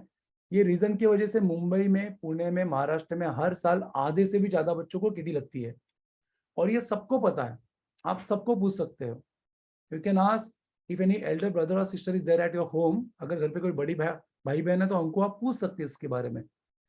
तो ये इतना रिजल्ट है, हमारा रिजल्ट 95% प्लस ही लेके जाते हैं। उसका रीजन क्या है? क्योंकि हमारे टीम में यहाँ पे प्रोफेसर NH दुबे सर है, यहाँ पे इसका स्क्रीनशॉट ले सकते हैं आप। प्रोफेसर NH दुबे सर है, take a screenshot of this. जो मैकेनिक्स और ड्राइंग के बुक के ऑथर है, इन्हीं का बुक पूरे मुंबई के कॉलेज के स्टूडेंट्स और प्रोफेसर्स रेफर करते हैं पढ़ाने के लिए, पढ़ने के लिए। और ये प्रोफेसर NH दुबे सर मेरे साथ है आपको फर्स्ट ईयर में सिखाने के लिए। मैं खुद क्या करता हूँ, मैं इंजीनियरिंग के 15 से 16 सब्जेक्ट पढ़ाता हूँ, जिसमें मैथ्स, प्रोग्रामिंग, इलेक्ट्रॉनिक्स आता है। प्रोग्रामिंग भी पढ़ाता हूँ मैं कम से कम 18 कॉलेज में एज अ गेस्ट फैकल्टी जा चुका हूँ। मेरा एजुकेशन ग्रुप है और मेरी खुद की IT कंपनी भी है। मैं IT के बहुत सारे प्रोजेक्ट्स करता हूँ, और मेरे साथ फर्स्ट ईयर के टीम में विजय के एडमी है प्रोफेसर AM। ये आपके हमारे साथ रहेंगे फर्स्ट ईयर में आपको गाइड करने के लिए, और ये हमारी फर्स्ट ईयर की टीम है। और सेकंड ईयर में जब आप ब्रांच में जाओगे ना अपने अपने, तो कंप्यूटर ब्रांच का बच्चा सेकंड ईयर में कंप्यूटर इंजीनियरिंग सीखेगा, मैकेनिकल ब्रांच का बच्चा सेकंड ईयर में कंप्यूटर मैकेनिकल ब्रांच के सब्जेक्ट सीखेगा। तो तब अलग अलग ब्रांच की हमारी टीम रहती है, और ये हमारी टीम है फर्स्ट ईयर के लिए। तो फर्स्ट ईयर में होता क्या है, फर्स्ट ईयर में ये खराब रिजल्ट आता है, इसलिए फर्स्ट ईयर में हम बच्चों को कोचिंग देते हैं। JKB एजुकेशन करता क्या है? JKB एजुकेशन ग्रुप, जिसमें एकेडमिक प्लस इंडस्ट्रियल ग्रूमिंग लिखा है, हम बच्चों को पहले काउंसलिंग देते हैं जो अभी चल रही है। पर्सनल काउंसलिंग के लिए आप टीम JKB को कांटेक्ट कर सकते हो। काउंसलिंग के बाद हम बच्चों को फर्स्ट ईयर में कोचिंग देते हैं। फर्स्ट ईयर कोचिंग के बाद हम बच्चों को सेकेंड ईयर में प्लेसमेंट की ट्रेनिंग देते हैं। मतलब 4 साल का इंजीनियरिंग है आपका, सेकेंड ईयर में ही आपको प्लेसमेंट की तैयारी चालू करनी है। फर्स्ट ईयर में हम आपको कोचिंग देंगे और आपको सिखाएंगे कि इंजीनियरिंग पढ़ते कैसे है, फिर उसके बाद आपको कोचिंग की जरूरत नहीं पड़ेगी। फर्स्ट ईयर में रिजल्ट खराब है इसलिए आपको कोचिंग लगता है, उसके बाद आपको नहीं लगेगा कोचिंग। तो सेकेंड ईयर में जब आप जाओगे तो सेकेंड ईयर में कोचिंग तो नहीं हो रही है, तो आपको ट्रेनिंग दिया जाएगा प्लेसमेंट का, आपको प्लेसमेंट के लिए रेडी किया जाएगा। फिर थर्ड ईयर में आप जाओगे तो इंटर्नशिप और प्रोजेक्ट्स करना है आपको, इंडस्ट्री के कोर्स करने हैं आपको थर्ड ईयर में, ताकि आपका प्लेसमेंट अच्छा हो। और इंटर्नशिप और इंडस्ट्री के प्रोजेक्ट्स आप करोगे तो आप university level, state level, national level, international level पे आप प्रोजेक्ट में पार्टिसिपेट कर सकते हो, एक अच्छे इंजीनियर बन सकते हो, वर्ल्ड के सभी यूनिवर्सिटीज को कम्पीट कर सकते हो। तो फर्स्ट ईयर में हम क्या करते हैं, कोचिंग देते हैं। सेकेंड ईयर में हम क्या करते हैं, प्लेसमेंट की तैयारी। थर्ड ईयर में इंडस्ट्री के प्रोजेक्ट्स, हमारे इन हाउस प्रोजेक्ट्स भी हैं, वो भी हम बच्चों को बताते हैं, हमारे IT कंपनी के। फाइनल ईयर में जब बच्चा जाएगा ना, तो बच्चों के सामने ऑप्शन है। क्या ऑप्शन है? या तो आप गवर्नमेंट जॉब करो, या प्राइवेट जॉब में बेस्ट सैलरी लो, बेस्ट प्लेसमेंट लो, या तो आप अब्रॉड जाओ मास्टर्स करने के लिए, तो हम उसकी भी काउंसलिंग करते हैं। अगर किसी को अब्रॉड जाना है, let's say Europe, Germany, US, Canada और आयरलैंड, ये 5 कंट्रीज में जाने के लिए हम बच्चों की काउंसलिंग करते हैं, और मेरे बच्चों को वहां पे भी PFWS की तरह स्कॉलरशिप मिलती है। आप समझ रहे हो? सो ये सब काउंसलिंग भी हम करते हैं मास्टर्स जाने के लिए, या गवर्नमेंट जॉब करना है किसी को, या प्राइवेट जॉब करना है, बेस्ट सैलरी नहीं है, तो वो सब थर्ड ईयर लास्ट ईयर में हम डिस्कशन करते हैं बच्चों के साथ।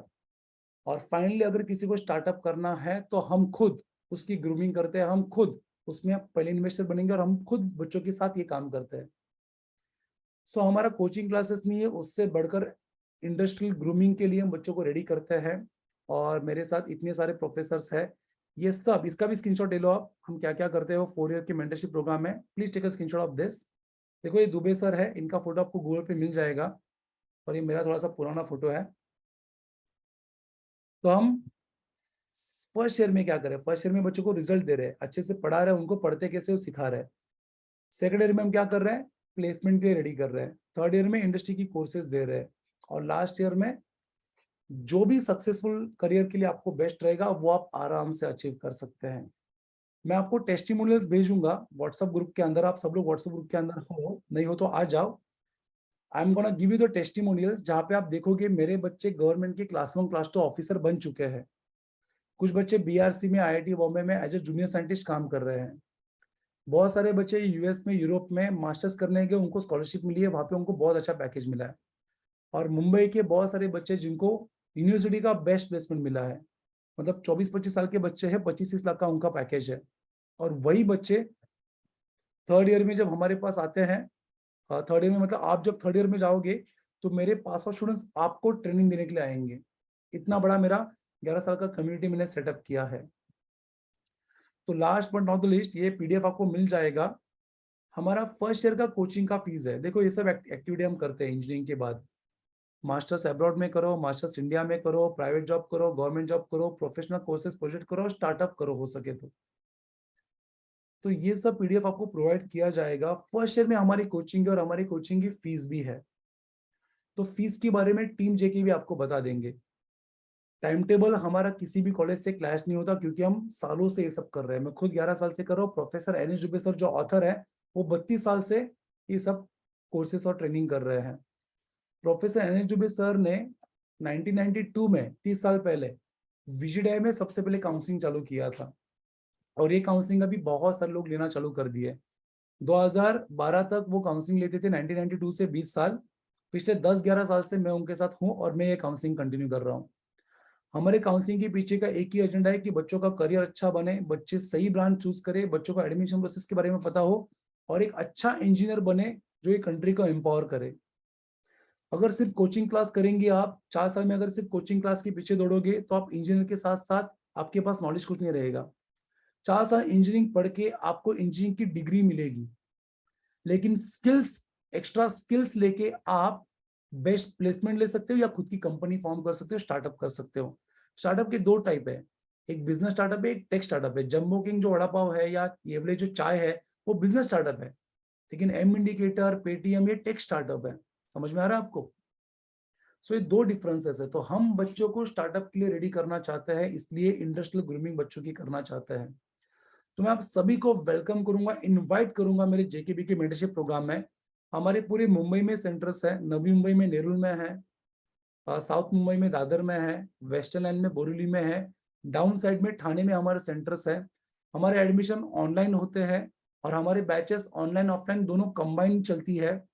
मैं बच्चों को ऑफलाइन अलग अलग सेंटर्स पे लेक्चर्स के लिए मिलता हूँ, दुबे सर मिलते हैं, और कुछ इजी टॉपिक का सिलेबस का पढ़ाई ऑनलाइन भी किया जाता है। जैसे ये सेशन ऑनलाइन हुआ तो इजी है तो ऑनलाइन कर देते हैं, डिफिकल्ट रहेगा तो ऑफलाइन करते हैं। और ऐसे हम बच्चों के साथ, एक बार बच्चा हमारे पास आता है तो हम बच्चों के साथ 4 साल रहते हैं।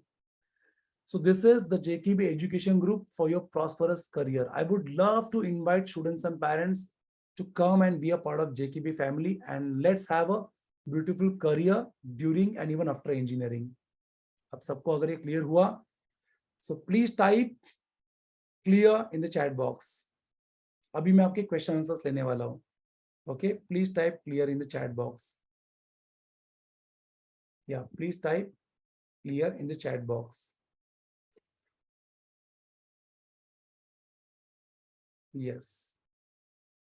Thank you so much. अभी मैं मेरी रिकॉर्डिंग स्टॉप करने वाला हूँ और आपके जो भी क्वेश्चंस है आप मुझे पूछ सकते हैं उसके बाद। This is JK education group. Thank you.